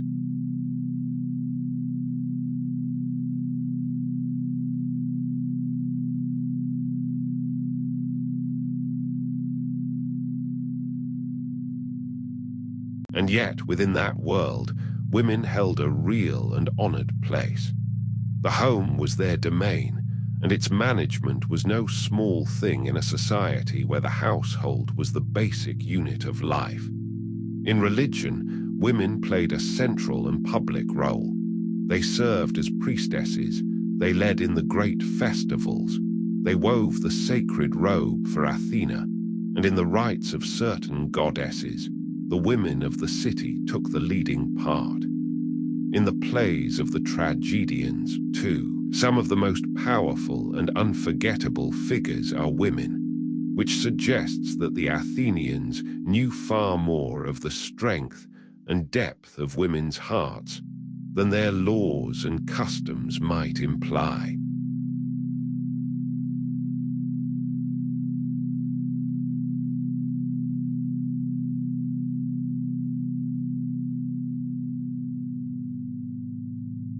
And beneath the world of the citizens lay another world, without which the city could not have functioned. The world of the enslaved, who labored in the households, the workshops, the fields, and most harshly of all, the silver mines. It is one of the hard truths of that brilliant civilization that its freedom and its leisure rested, in part, upon the unfreedom of others. We honor Athens rightly for what it gave the world, but we must remember, too, those whose names history did not record, whose labor made the marble and the leisure and the endless talk possible, and who shared in none of the glory. The light of Athens was very bright, but like all human things, it cast its shadows.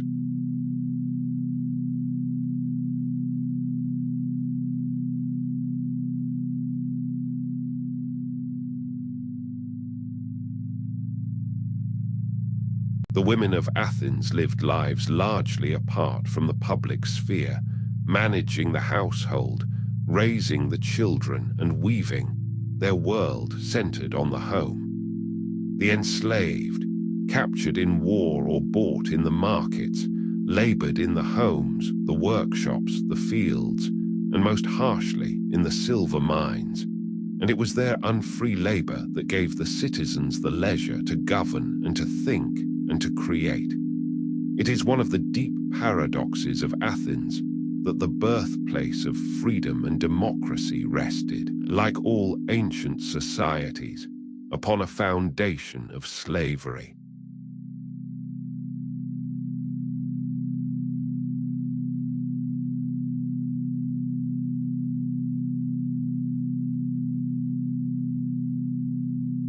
Let us imagine, gently, an ordinary day in the life of this ancient city, and walk through it slowly from dawn to nightfall, for there is a great peace to be found in picturing the quiet rhythms of a world so long ago. Imagine the first grey light of morning spreading over Attica, the sky paling above the dark shape of the mountains, and the great rock of the Acropolis catching the first pink and gold of the rising sun. While below, in the narrow streets of the city, Athens slowly begins to wake.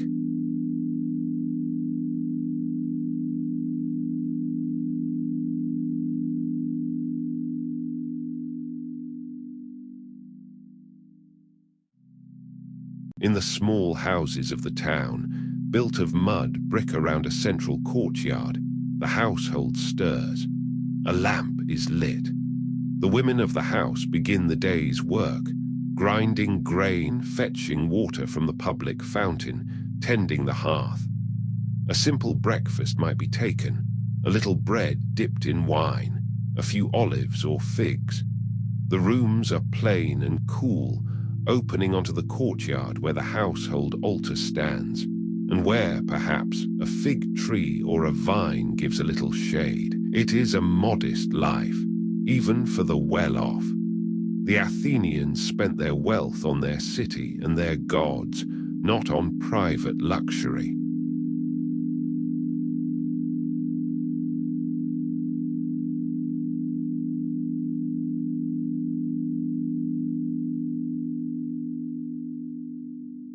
As the sun climbs, the men of the household go out into the streets, and the city fills with life and movement. The narrow, winding lanes, unpaved and dusty, echo with the sounds of the waking town. The cries of street sellers, the barking of dogs, the rumble of cart wheels, the ring of the smith's hammer, the chatter of neighbors. There is no grand plan to the old city. The houses crowd together, and the streets twist between them, and everywhere the ground rises and falls until, turning a corner, one comes suddenly upon the great open space at the heart of it all, the agora.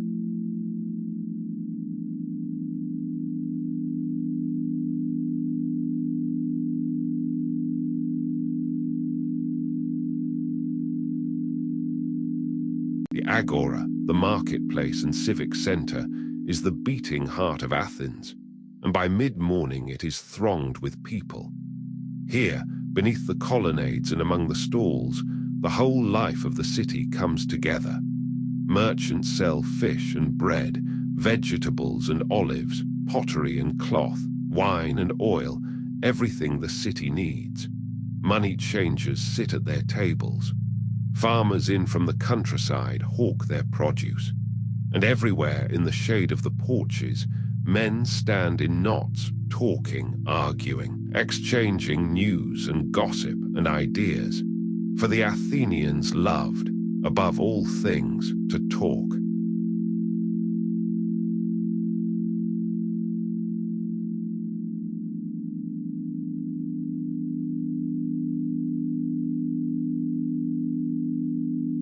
It was here, in the agora, among the crowds and the colonnades, that Socrates would wander, stopping men to ask his questions.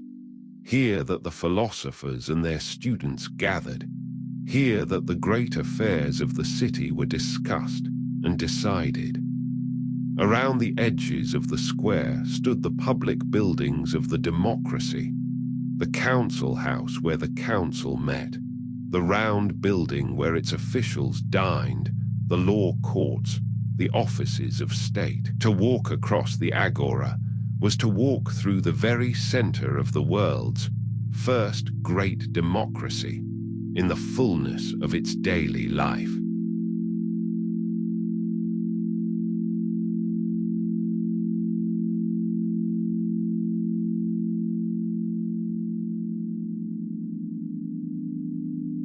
As midday approaches and the sun grows hot, the pace of the city slows.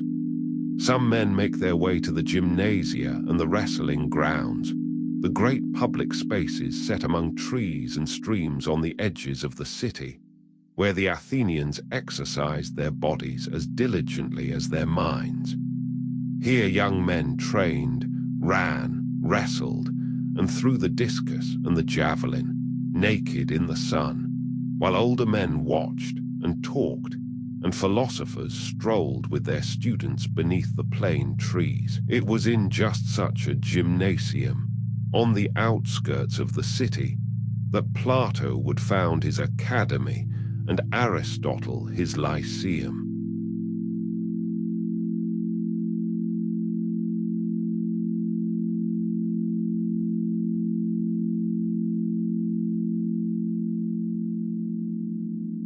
A light midday meal might be taken, and in the hottest part of the day the city drowses a little. But there is always business to attend to. A case in the law courts, where great juries of hundreds of ordinary citizens heard the disputes of the city. A meeting of the council. Or, on the appointed days, the great gathering of the assembly upon the hill of the Phoenix, where any citizen might climb up and add his voice to the governing of the state. The work of self-government filled the Athenians' days, for to be a citizen of Athens was not a passive thing, but a full and active life.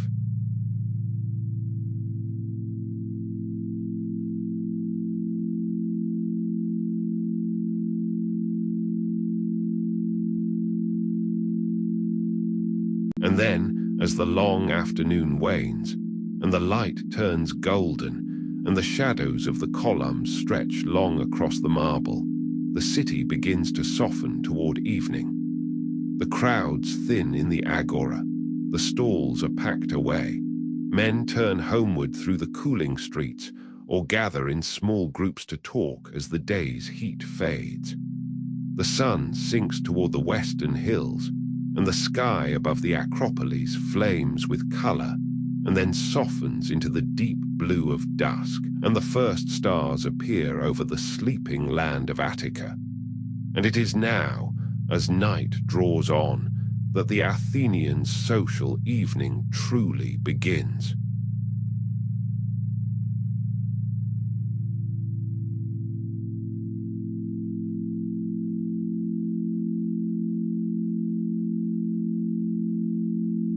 For the citizen men, though, there was a rich public and social life. In the evenings, the wealthier citizens would gather for the symposium, a drinking party that was also a place of conversation, music, poetry, and debate, where the men reclined on couches, drank wine mixed with water, and talked long into the night about love and politics and philosophy. Some of Plato's most beautiful dialogues are set at just such gatherings. It was in these settings, as much as in the agora or the assembly, that the famous Athenian love of talk and ideas found its fullest expression.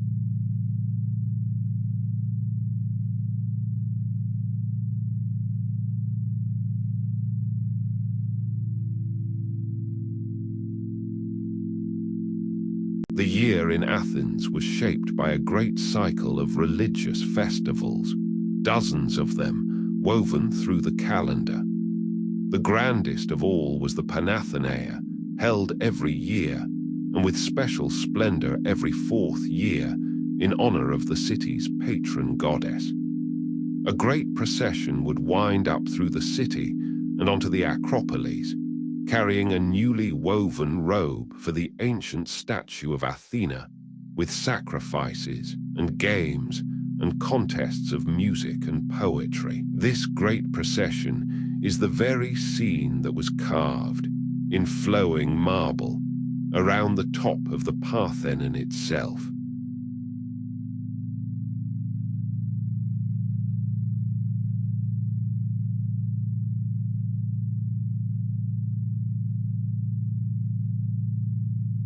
Religion, for the Athenians, was not a thing set apart, confined to a single day or a single place, but woven through the whole fabric of daily life.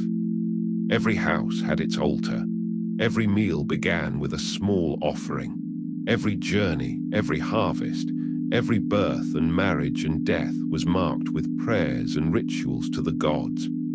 The city itself was a sacred thing, filled with temples and shrines and holy images, and its calendar was a great cycle of festivals in honor of the gods, days of procession and sacrifice, of feasting and games and song, that bound the whole community together in shared devotion and shared joy.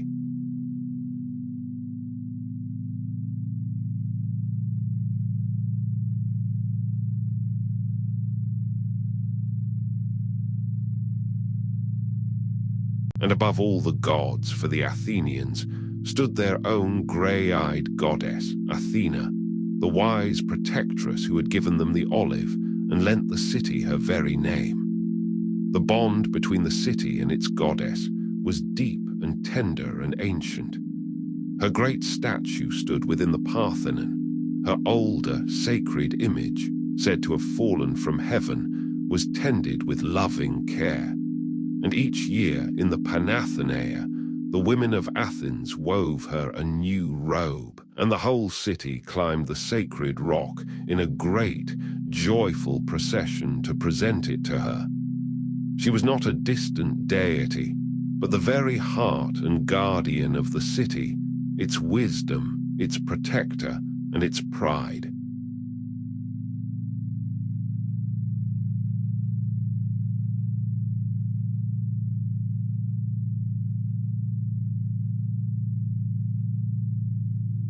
There is something deeply peaceful in imagining these old rhythms of devotion. A whole people, living in the constant, quiet company of their gods, marking the turning of the year with festival and prayer, gathering upon their sacred rock beneath the open sky to honor the goddess they loved.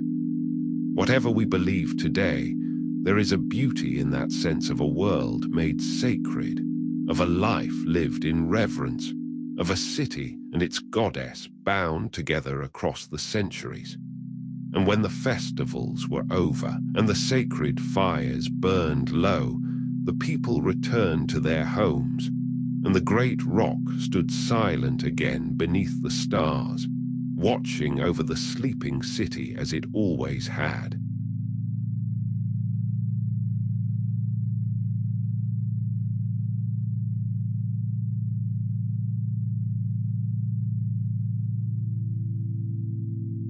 Religion, for the Athenians, was not a matter of private faith so much as of public ritual and belonging, woven into every part of civic life.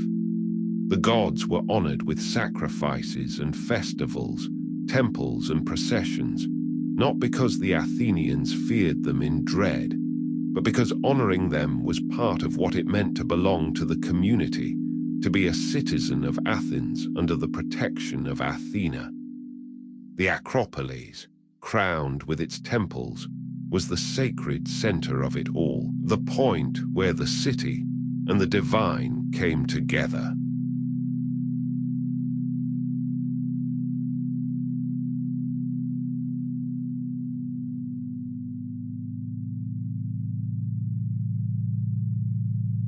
So this was Athens at its zenith, in the Age of Pericles, a city of perhaps a few 100,000 souls, small enough that its citizens might know one another by sight, yet blazing with an energy and a genius that would light the world for millennia. Democracy in the assembly, drama in the theater, philosophy in the agora, beauty upon the Acropolis, ships upon the sea, and everywhere the quick, proud, restless, brilliant talk of a free people who believed, with reason, that they were doing something new and magnificent in the history of the world.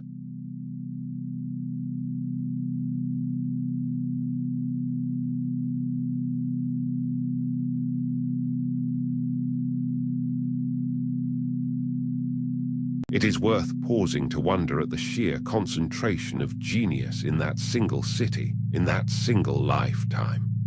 Within the span of a few decades, and within the walls of one small town, there lived and worked at the same time the men who invented democracy and the men who invented philosophy.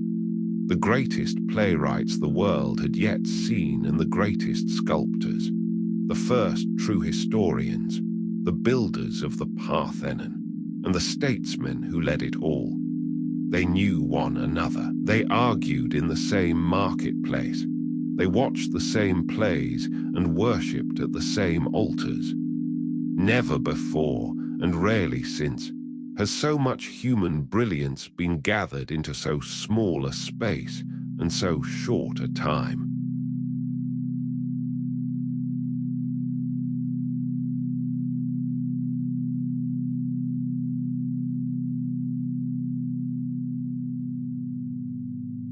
What was it, we may wonder, that kindled such a blaze? Perhaps it was the freedom of the democracy, which called upon every citizen to think, to speak, to decide, and so sharpened the minds of the whole people. Perhaps it was the pride and confidence born of the victory over Persia, the sense of a people who had defied the greatest empire on earth and won. Perhaps it was simply one of those rare and mysterious moments when everything comes together, and a people, for a brief and shining while, reaches beyond itself. Whatever the cause, the flame burned with an extraordinary brightness, and by its light we still, in many ways, find our way.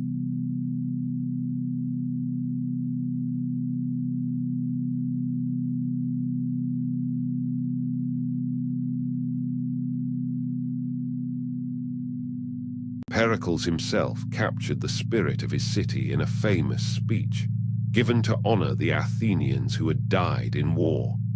Athens, he said, was a model for others rather than an imitator of anyone, a city where power was in the hands not of the few but of the many, where people were free in their public and their private lives, where they loved beauty without extravagance and wisdom without weakness.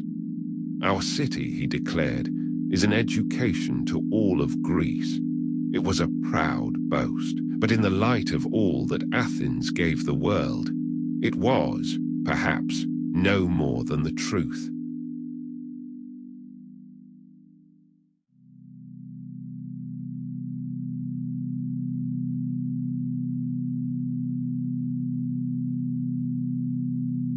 And yet, at the very height of this glory, the seeds of catastrophe were already sprouting. For the growing power and pride of Athens, and the resentment of the many cities it had turned from allies into subjects, and above all the fear it inspired in the other great power of Greece, warlike Sparta, were drawing the Greek world, step by step, toward a long and terrible war. The golden age of Athens was real and dazzling, but it was also fragile, and it would not last. And so we turn now from the summit of Athenian glory toward its long and painful fall.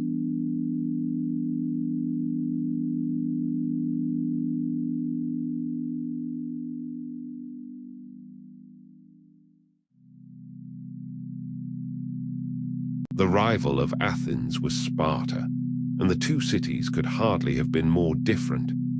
Where Athens was a democracy, open, commercial, seafaring, and devoted to the arts and to talk, Sparta was a rigid, closed society of warriors, ruled by a few that raised its boys from childhood to be soldiers and prized above all things discipline, obedience, and strength in battle.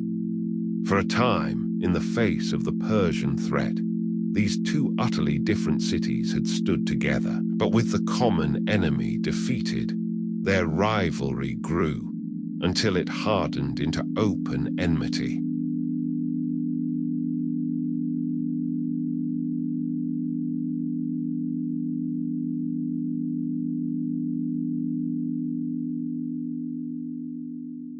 As Athens grew ever more powerful, turning its league of allies into an empire, and extending its influence across the Greek world, Sparta and its own allies grew ever more fearful and resentful.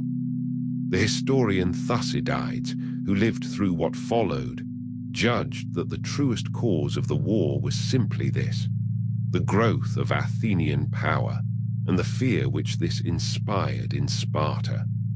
And so, around the year 431, before the Common Era, the long-simmering tension at last broke into open war between the two great powers and their allies, dragging almost the whole of the Greek world into the conflict.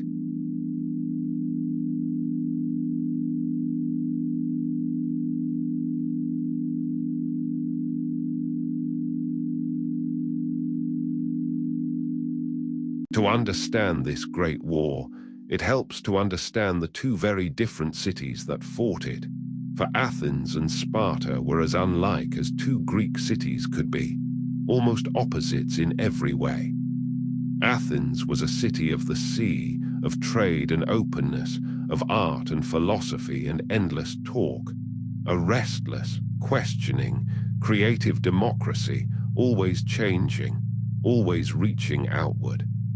Sparta was a city of the land, closed and secretive, its whole society organized as a single armored camp, devoted above all to producing the finest soldiers in the world, and suspicious of change, of luxury, and of the free play of the mind.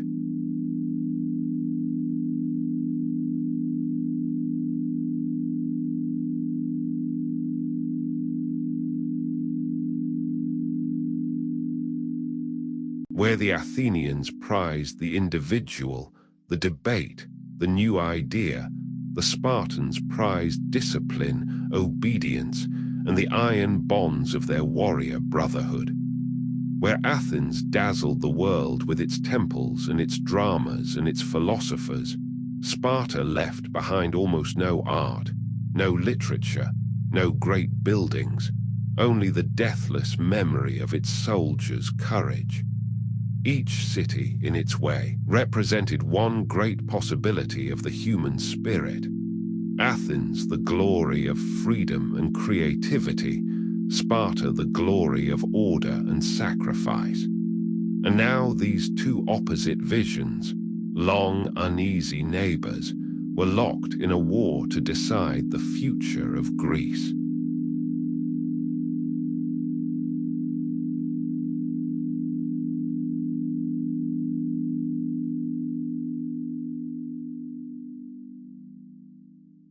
This was the Peloponnesian War, and it would last, on and off, for 27 long and terrible years.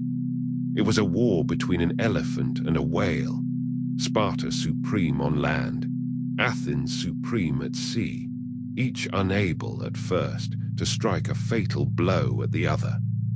Pericles' strategy for Athens was to avoid battle with the superior Spartan army on land, to bring the whole population of Attica inside the city walls, and to rely on the fleet and the empire and the long walls to the sea to outlast the enemy.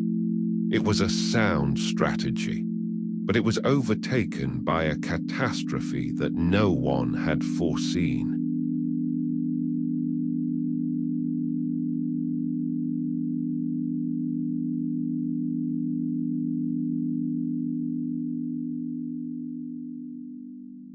For in the second year of the war, with the whole population of the countryside crammed inside the walls of Athens, a terrible plague broke out in the overcrowded city. It swept through the packed streets with horrifying speed, killing rich and poor alike, perhaps a quarter or more of the entire population of Athens. The historian Thucydides caught the disease himself, survived, and left a chilling account of its symptoms and of the breakdown of order and morality as people despaired. And among the countless dead, in the third year of the plague, was Pericles himself, the great leader of Athens.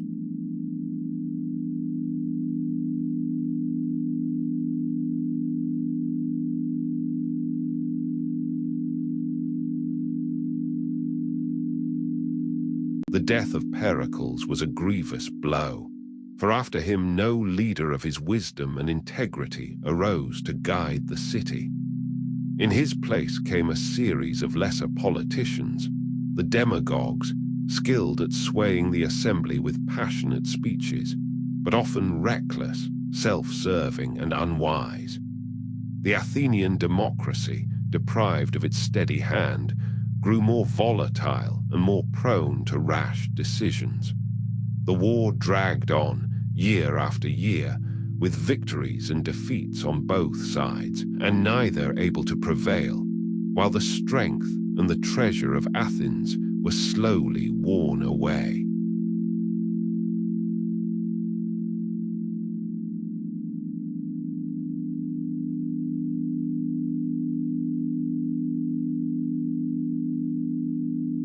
Among the demagogues who rose after Pericles, the most notorious was Cleon, a harsh and warlike leader who pressed for ever more aggressive war.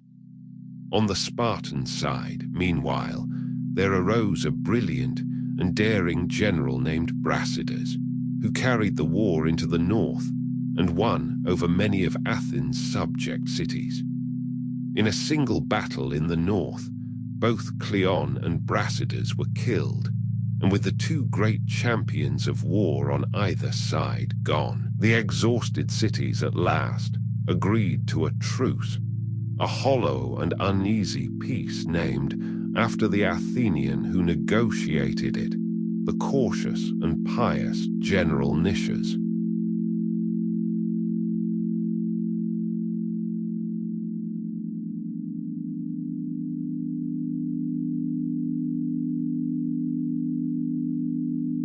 But the peace of Nicias was never a true peace, only a pause. Neither side trusted the other, the subject cities remained restless, and the deeper causes of the war were left unresolved.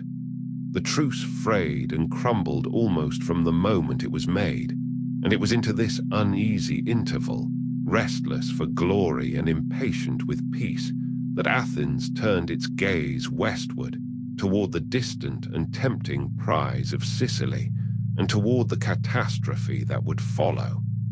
The Great War, only half finished, was about to enter its final and most terrible phase.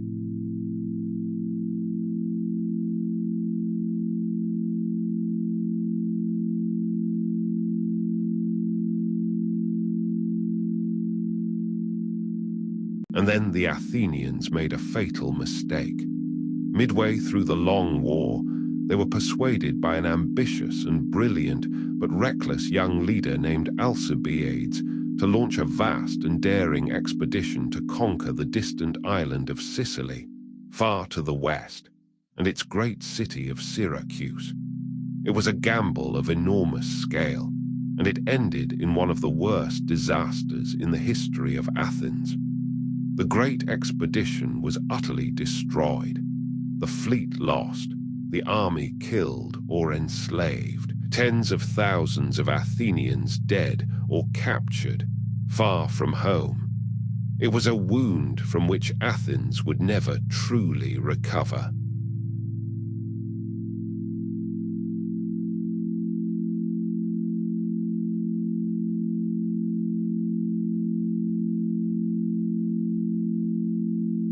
The story of Alcibiades, who set that disaster in motion, is one of the most extraordinary of the whole age, and it captures much of the brilliance and the folly of Athens in its later years.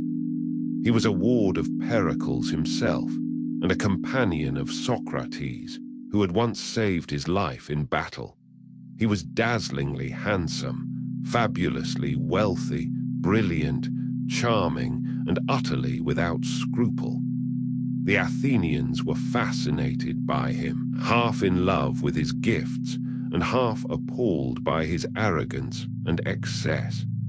He seemed to embody both the genius and the recklessness of his city.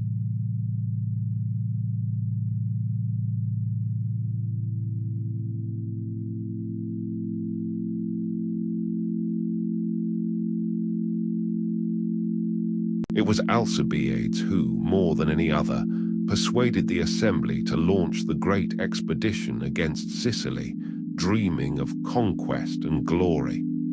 But on the very eve of the fleet's departure, he was accused of a scandalous act of impiety, and though he sailed with the expedition, he was soon recalled to stand trial. Rather than face his enemies, he fled and did the unthinkable. He defected to Sparta, the great enemy of Athens, and gave them the very advice that would help to destroy the Sicilian expedition he himself had launched. Rarely has a single man done his own city so much harm.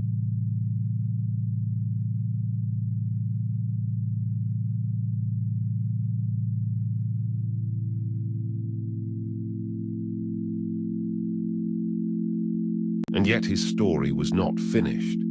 In the years that followed, this restless, brilliant traitor would change sides again and again, serving Sparta, then Persia, then returning at last to Athens in triumph, welcomed back by the very city he had betrayed, only to fall from favor once more and end his days in exile, murdered far from home. In the dazzling, treacherous, tragic career of Alcibiades, we see, as if concentrated in a single life, the glory of Athens and the flaws that would bring it down, the brilliance, the ambition, the instability, and the fatal want of steadiness and restraint.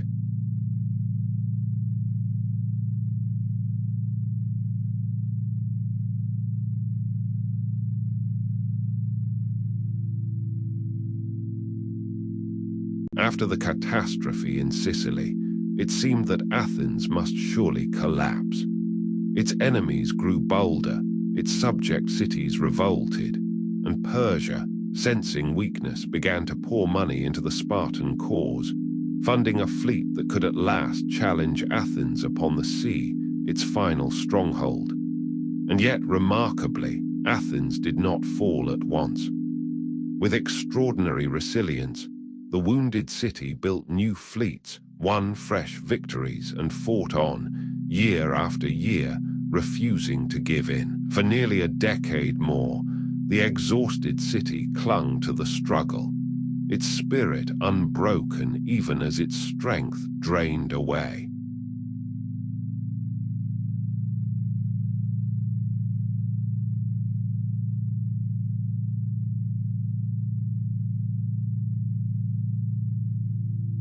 But the end came at last. In the final years of the long war, the Spartans, with their Persian-funded fleet, grew ever stronger at sea, while Athens, its treasury empty and its manpower drained, grew weaker. And then, in a single catastrophe at a battle called Aegospotami, the last great Athenian fleet was caught unprepared and destroyed almost entirely. With its navy gone, Athens could no longer import the grain it needed to feed its people, and the Spartans closed in and besieged the city by land and sea. Starving and defeated, Athens at last surrendered in the year 404 before the Common Era.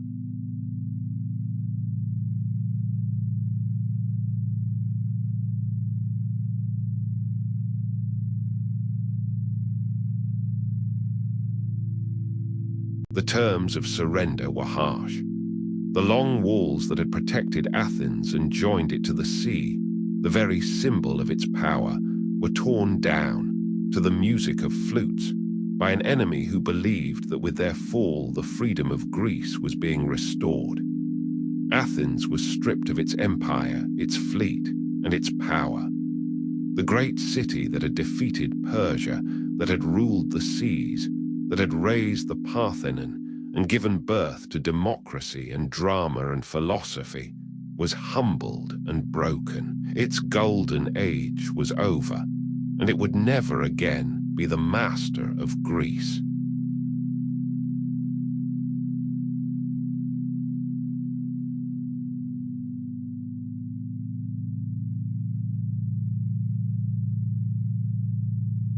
Worse followed. The victorious Spartans installed in Athens a brutal regime of 30 men, remembered as the 30 Tyrants, who ruled by terror, executing their enemies, seizing property, and murdering hundreds of citizens in a few short months of bloody oppression. It was the darkest political hour in the history of the city, the very opposite of everything the democracy had stood for. But the Athenian love of freedom was not so easily crushed. Within a year, the democrats rose up, drove out the tyrants, and restored the democracy, and a remarkable spirit of reconciliation and amnesty helped to heal the city's wounds.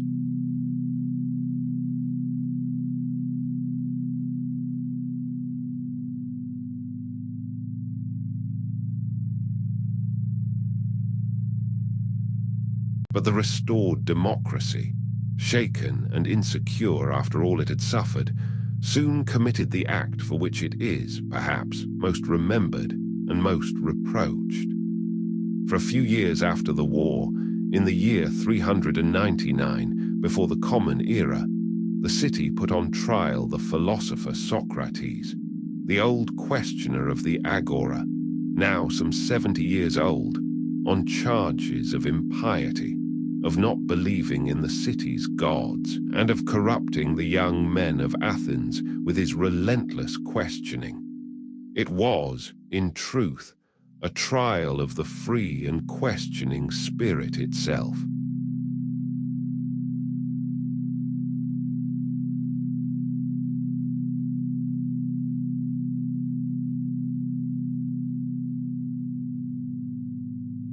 Socrates might easily have escaped his fate. He could have fled the city before the trial, or once convicted, he could have proposed a lighter punishment, or begged for mercy, or accepted exile. But he refused to do any of these things. At his trial, he did not grovel, but defended his whole life of questioning as a service to the city, comparing himself to a gadfly sent by the gods to sting the great, lazy horse of Athens into wakefulness. He declared that he would rather die than give up the examined life. And by a narrow margin, the jury of citizens condemned him to death.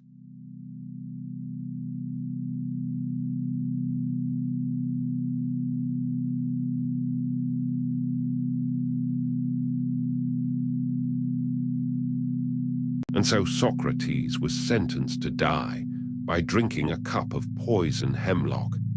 His friends came to his prison cell, weeping, and even arranged for his escape, begging him to flee. But Socrates calmly refused.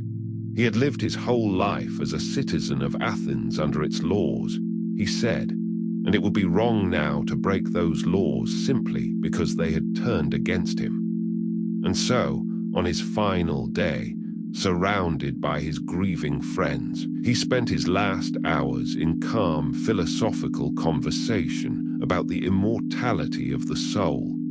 And then, when evening came, he drank the poison without fear.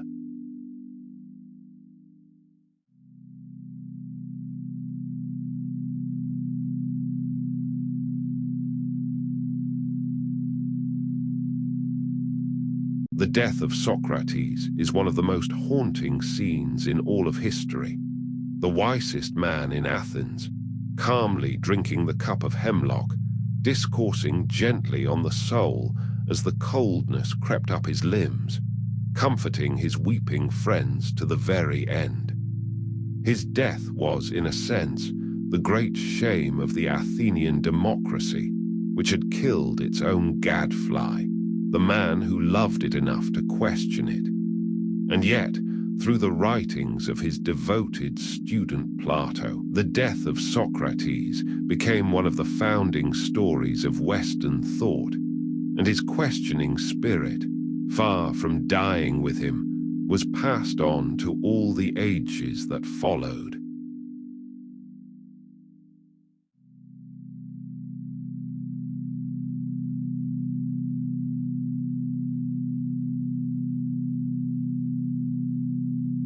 For the death of Socrates was not the end of Athenian philosophy, but in a way its true beginning. His grief-stricken student Plato, who had watched his beloved teacher condemned by the city he loved, withdrew from politics in disillusionment and turned instead to thought and to teaching. He wrote his great dialogues, preserving the voice of Socrates, and he founded, in a grove on the edge of Athens, a school of philosophy that would endure for centuries, the Academy, from which we still take our very word academic.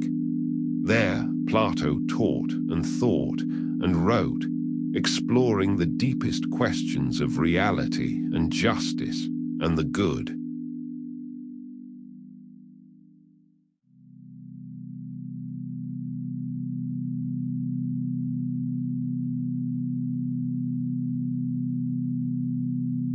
Plato's philosophy soared to extraordinary heights. He taught that behind the changing, imperfect world we see with our eyes lies a higher, perfect, unchanging world of ideal forms, and that the task of the philosopher is to turn away from mere appearances and to seek the eternal truths behind them. In his greatest work, The Republic, he imagined an ideal city, ruled by wise philosopher kings, and explored the nature of justice in the soul and in the state. His ideas would echo through more than 2,000 years of Western philosophy and religion, so much so that it has been said that all later philosophy is but a series of footnotes to Plato.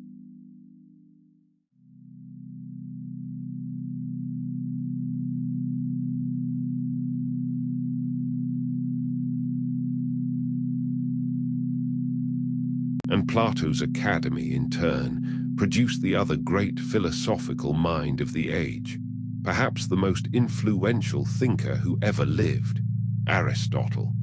He came to Athens as a young man to study under Plato and stayed for 20 years. But where Plato looked upward to the eternal world of forms, Aristotle looked outward at the world itself, studying and classifying everything he could observe: animals and plants, the stars and the weather, poetry and politics, logic and ethics. He was less a dreamer than a vast, patient, ordering mind, seeking to understand the whole of reality through careful observation and reason.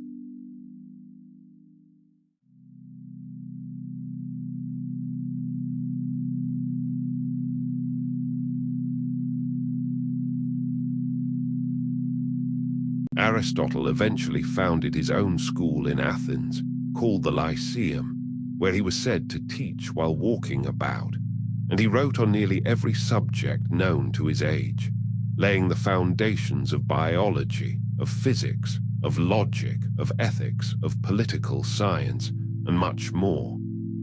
For nearly 2,000 years afterward, he was known, across many civilizations, simply as the philosopher, so towering was his authority. And for a few years before he settled in Athens, this greatest of teachers had a single, most remarkable pupil, far away in the north, a young prince named Alexander of the rising kingdom of Macedon.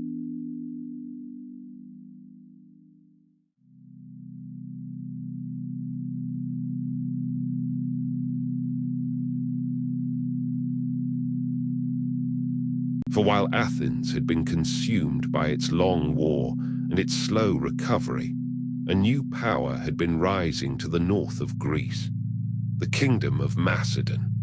Long regarded by the Greeks as a rough and half-barbarous land on their fringes, Macedon was transformed by a brilliant and ruthless king named Philip II, who built it into a formidable military power, with a professional army and a new and deadly way of fighting.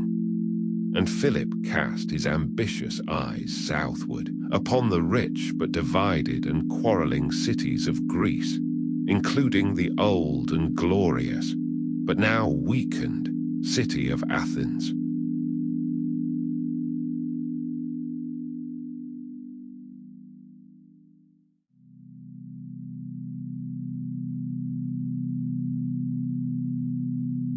In Athens, one man saw the danger clearly and sounded the alarm again and again.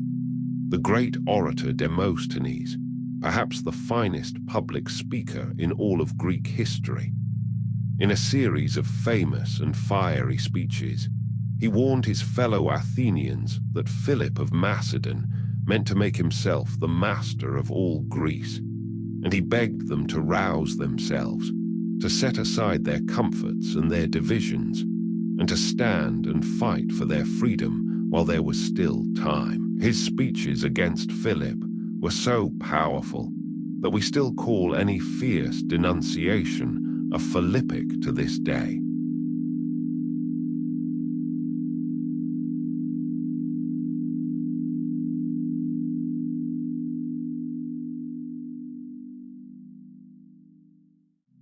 But the warnings came too late, and the divided Greeks could not muster the unity or the strength to stop the rising power of Macedon. At last, Athens and its ally Thebes met Philip's army in battle at a place called Chaeronea, and there the free cities of Greece were decisively defeated.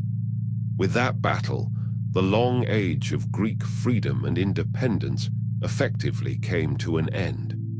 Philip became the master of Greece, and though he treated Athens out of respect for its glorious past with surprising leniency, the city was never again a truly free and independent power. Its age of political greatness was over.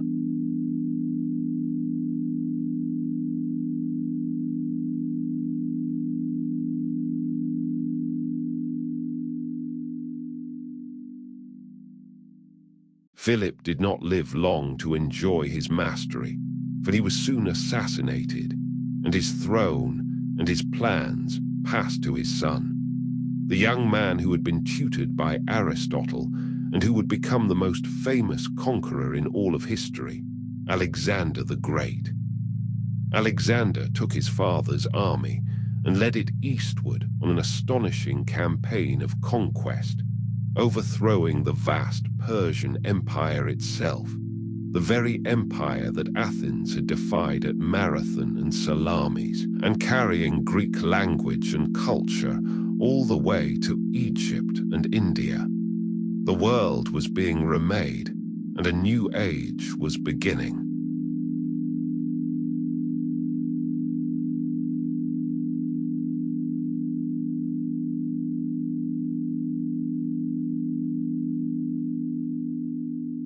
It is one of history's great ironies that the Greeks, having lost their own freedom, now conquered the known world under a Macedonian king and spread their culture across it more widely than ever before.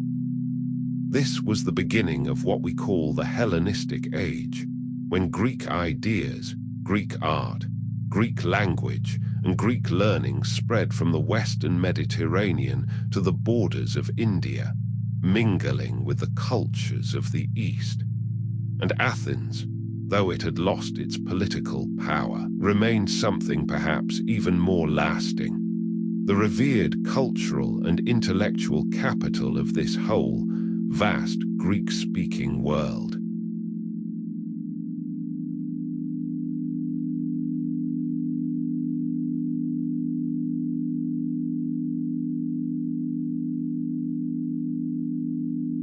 In the Hellenistic Age, Athens became, above all, a city of philosophy, the place to which the brightest minds of the whole Greek world came to study and to teach. Its schools were famous everywhere. Beyond Plato's Academy and Aristotle's Lyceum, new and influential philosophies were born here that would shape human thought for centuries.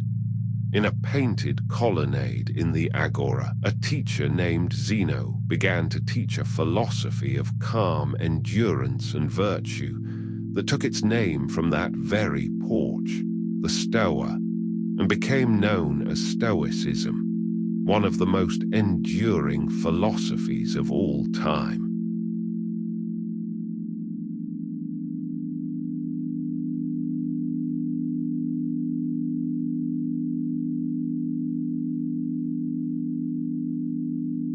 Stoicism taught that the wise person should live in harmony with nature and reason, accepting with calm whatever fortune brought, mastering the passions, and finding freedom not in changing the world, but in mastering one's own response to it.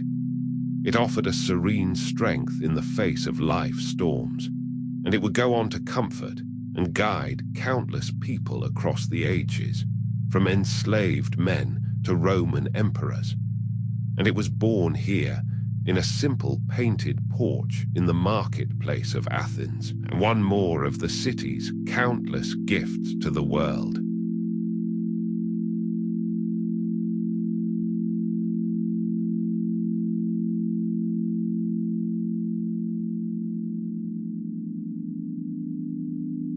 At the same time, in a quiet garden on the edge of the city, another teacher, Epicurus, taught a very different philosophy.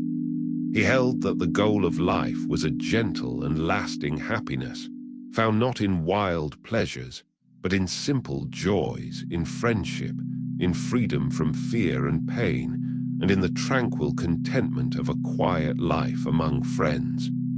His followers gathered in his garden, withdrawn from the noise of politics, seeking peace of mind. And so, in the schools and gardens and porches of Athens, the great questions of how to live and how to find happiness and virtue were explored as nowhere else on earth.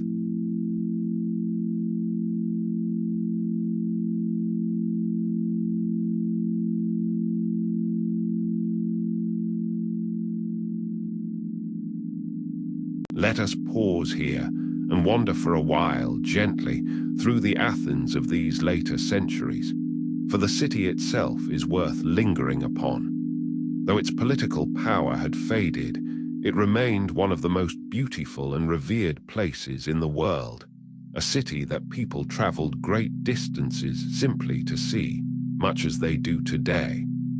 Its monuments still stood, its schools still flourished, its festivals still filled the calendar, and over it all, upon the sacred rock, the Parthenon still gazed down, as perfect and as golden in the sunlight as ever.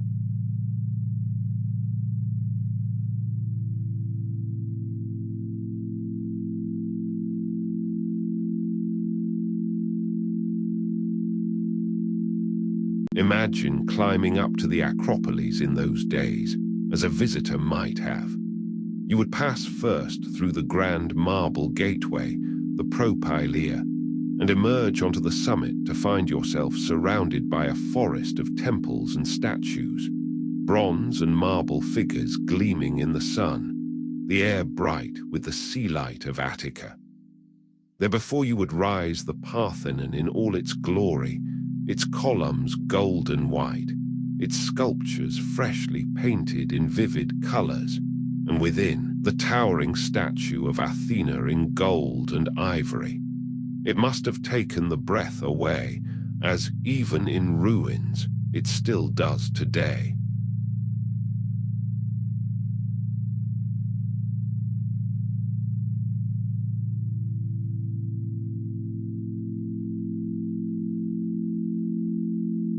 And from the height of the Acropolis, you would look out over the whole of the city and the land around it, the sprawl of the town below with its temples and its crowded agora, the long road running down to the harbor at Piraeus, the silver-green olive grove spreading across the plain, the ring of mountains, Hymettus famous for its honey, Pentelicus for its marble, and beyond, the blue shimmer of the Aegean Sea, dotted with islands, stretching away to the edge of the world. It is one of the most beautiful prospects on earth, and it has changed remarkably little across the thousands of years.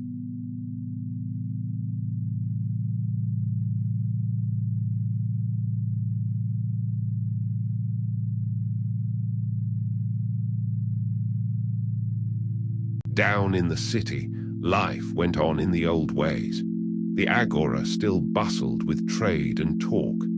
The theatre of Dionysus still staged the old plays and new ones.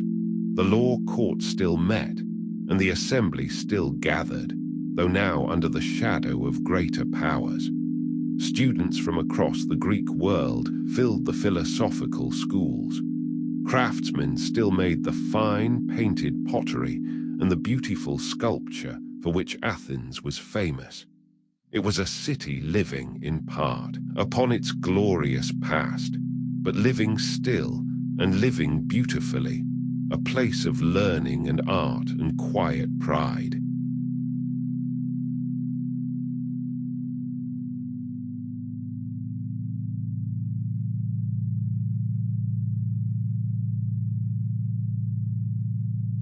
As the centuries turned, A new power rose in the west and slowly extended its sway over the whole Mediterranean world. Rome, whose long story we have told before. Greece and Athens with it came at last under Roman rule.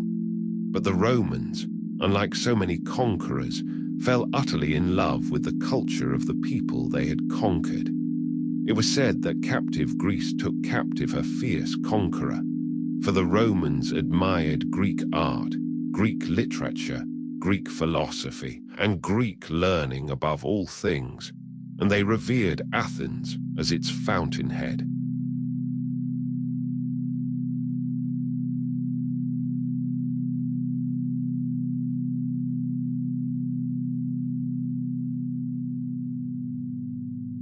And so, under Roman rule, Athens enjoyed a special and honored status. It was treated not as a mere conquered town, but as a revered and sacred place, the university of the Roman world, where the sons of wealthy Roman families came to complete their education, to study philosophy and rhetoric at the feet of Athenian teachers. Roman emperors showered the city with favor and with gifts. The emperor Hadrian, a great lover of all things Greek, adorned Athens with magnificent new buildings, a great library, a new quarter of the city, and completed at last a colossal temple to Zeus that had stood unfinished for centuries. He even built a grand ceremonial gateway, upon which was written, on one side, that this was the old city of Theseus, and on the other, the new city of Hadrian, so proud was he to have left his mark upon the ancient place.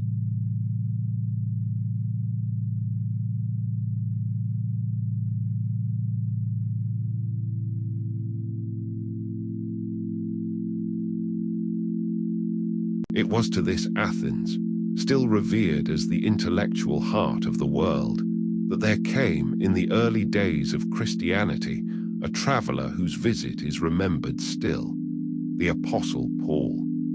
He walked in the Agora and stood, it is said, upon the ancient hill of the Areopagus, in the very shadow of the Acropolis, and spoke to the philosophers and the curious Athenians gathered there, telling them of a new god, unknown to them, and of the resurrection of the dead. Some mocked, and some wished to hear more, but the moment itself was a meeting of two worlds, the old world of Greek philosophy and the new faith that would, in time, transform them both.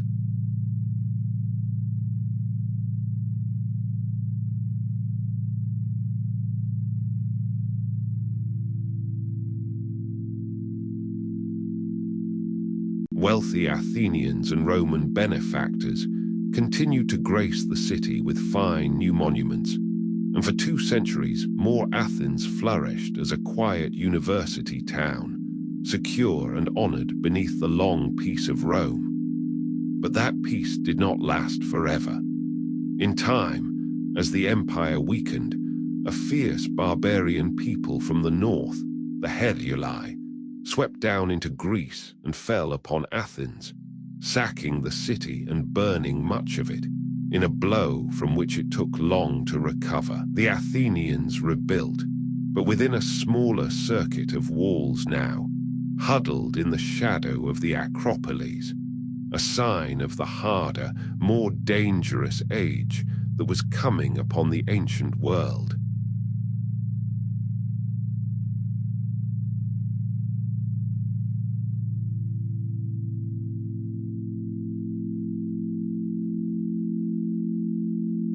So Athens lived on through the Roman centuries, no longer powerful, but honored, beautiful, and wise, the schoolhouse of the ancient world.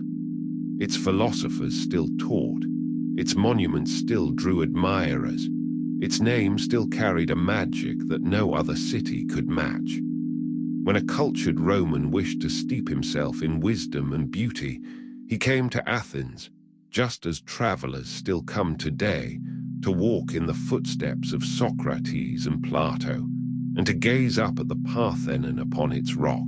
For century after century, the old city endured, holding fast to its ancient glory.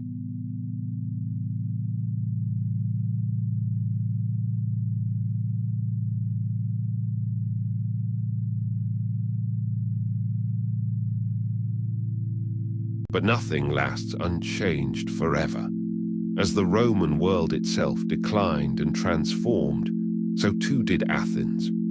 The old pagan religion, the worship of Athena and the Olympian gods, slowly gave way to the new faith of Christianity that spread across the empire. In time, the very schools of philosophy that had made Athens famous for 1,000 years were closed by a Christian emperor, and the long tradition of Athenian philosophy, stretching back to Socrates and beyond, came at last to its end. An age had closed. The ancient, classical Athens was passing into history.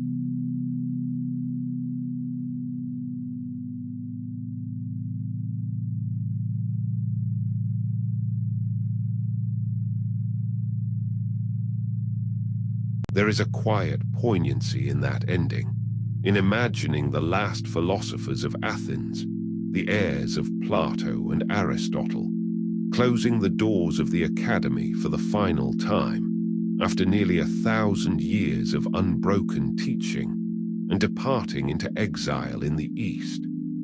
The long conversation that Socrates had begun in the marketplace, that Plato had carried on in his grove, that had passed from teacher to student across a span of time longer than separates us today from the Middle Ages, fell silent at last.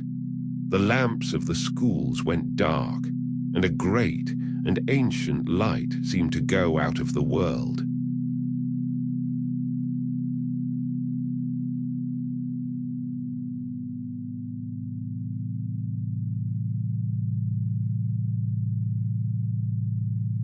And yet, even as the classical city faded, it did not truly die. The Parthenon itself, that temple of the pagan goddess, was not destroyed, but was converted into a Christian church, and later, under other rulers, into a mosque. And so it stood still upon its rock, sheltering new prayers beneath its ancient columns, enduring through all the changes of faith and power, century after century. The city shrank, and its glory dimmed, but Athens endured, a small town now, clustered beneath the ruins of its own magnificent past, waiting, though it did not know it, for the day when the world would remember what it had been.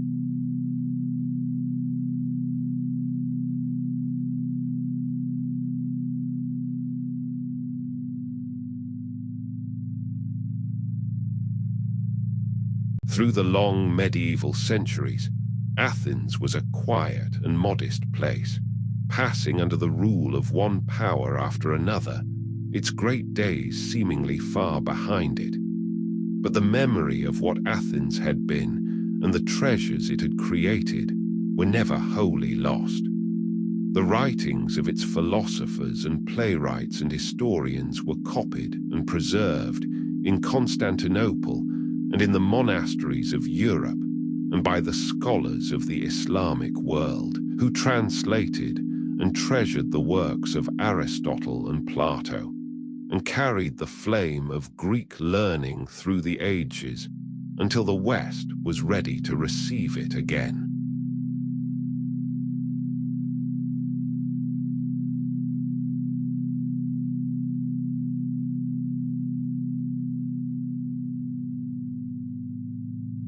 And when, at last, in the great rebirth of learning we call the Renaissance, Europe rediscovered the wisdom and the art of the ancient Greeks, it was to Athens, above all, that it looked. The philosophy of Plato and Aristotle, the drama of Sophocles and Euripides, the history of Thucydides, the ideals of Athenian art and beauty and citizenship, all came flooding back into the mind of the West and shaped it profoundly. the Athens of the classical age, though it had been gone for 1,000 years and more, was reborn as the very model and inspiration of Western civilization.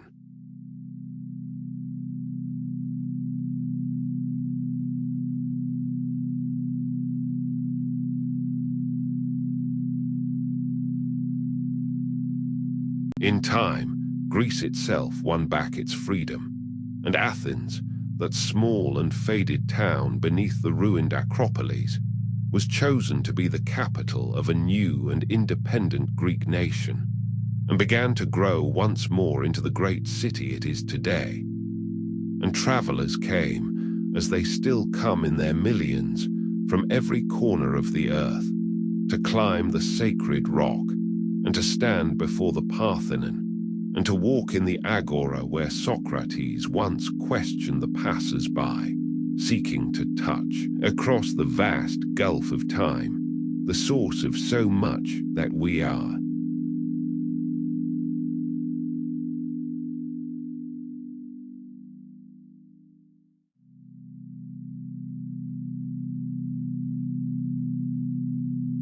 For that, in the end, is the true wonder of Athens, not the extent of its empire, which was modest and did not last, nor the length of its power, which was brief, but the sheer depth of its influence upon everything that came after. Few places so small have ever given the world so much. In the space of a few generations, in a single city of a few 100,000 people, there arose ideas and achievements that would shape the entire course of human civilization, and that still shape the way we live and think and govern ourselves to this very day.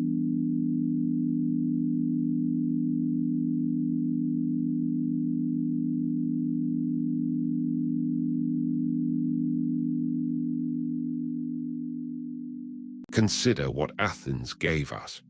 It gave us democracy itself, the very idea that ordinary people might govern themselves, that power might rest with the many rather than the few, an idea that, after long ages of eclipse, would rise again to transform the modern world.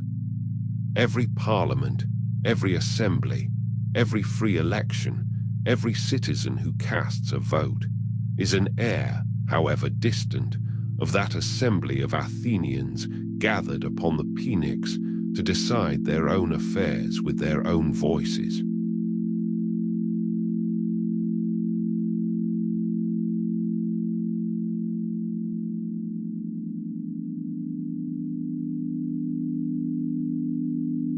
It gave us philosophy, in the form we still practice it, the fearless use of reason to question everything, to seek the truth about the world, about knowledge, about how we ought to live.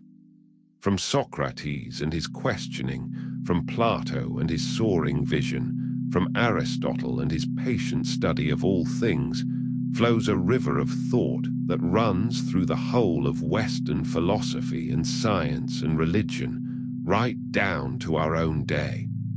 When we reason and question and seek to understand, we are the students still of Athens.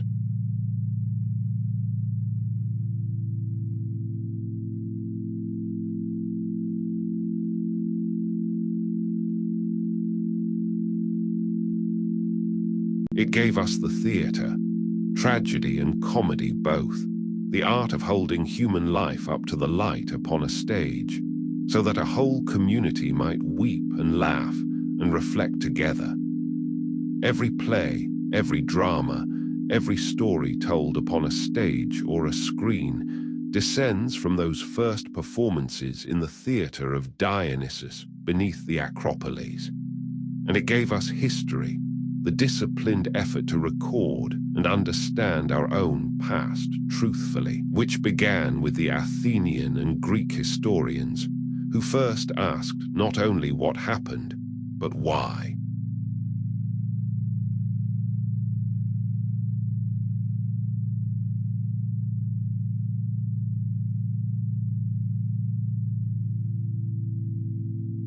It gave us, too, an ideal of beauty and of art that has never lost its power. The serene, balanced, human perfection of Athenian sculpture and architecture, the Parthenon standing as the very symbol of harmony and proportion, a standard of beauty that artists and builders have looked back to and drawn upon for 2,500 years. And beneath all of it lay a certain spirit, a belief in human reason, in human dignity, in the worth of the free and questioning mind. That is, perhaps, the deepest inheritance of all.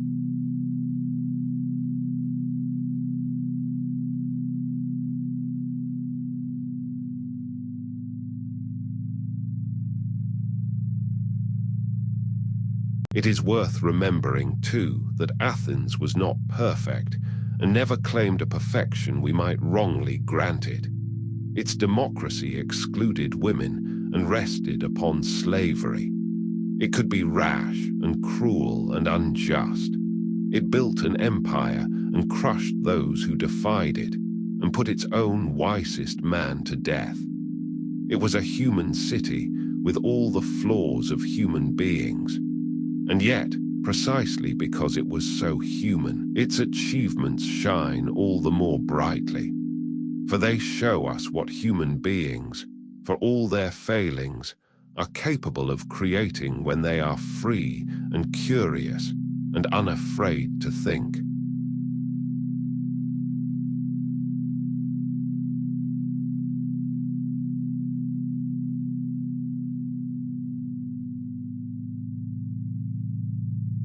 And so, when we walk today among the ruins of Athens, when we climb the sacred rock and stand before the weathered columns of the Parthenon, golden in the evening light, we are not merely looking at old stones. We are standing at one of the great fountainheads of our own world, at the place where so much of what we value, our freedoms, our reason, our art, our very way of asking questions about the world, first came into being.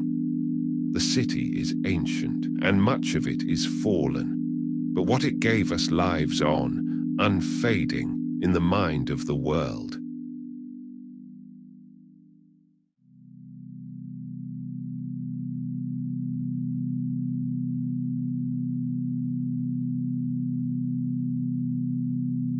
Think of it gently as you drift towards sleep, that upon a dry and rocky hill, beneath a bright Aegean sky, in a small city that has been in ruins for longer than it was ever great, human beings once reached a height of freedom and beauty and wisdom that still lights our way, thousands of years later. Empires far greater have risen and fallen and been forgotten, but little Athens, beneath its marble rock, is remembered still, and loved still, and will be, as long as human beings value the free and thinking mind.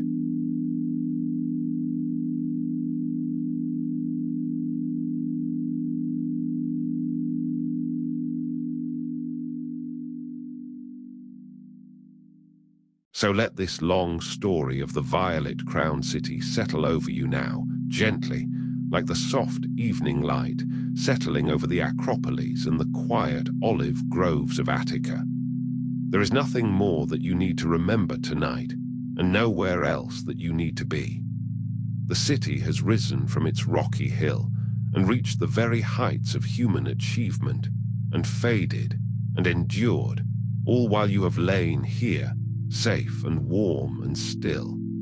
And you may let it all drift away now. The assemblies and the philosophers and the gleaming temples, sinking softly into the deep river of the past.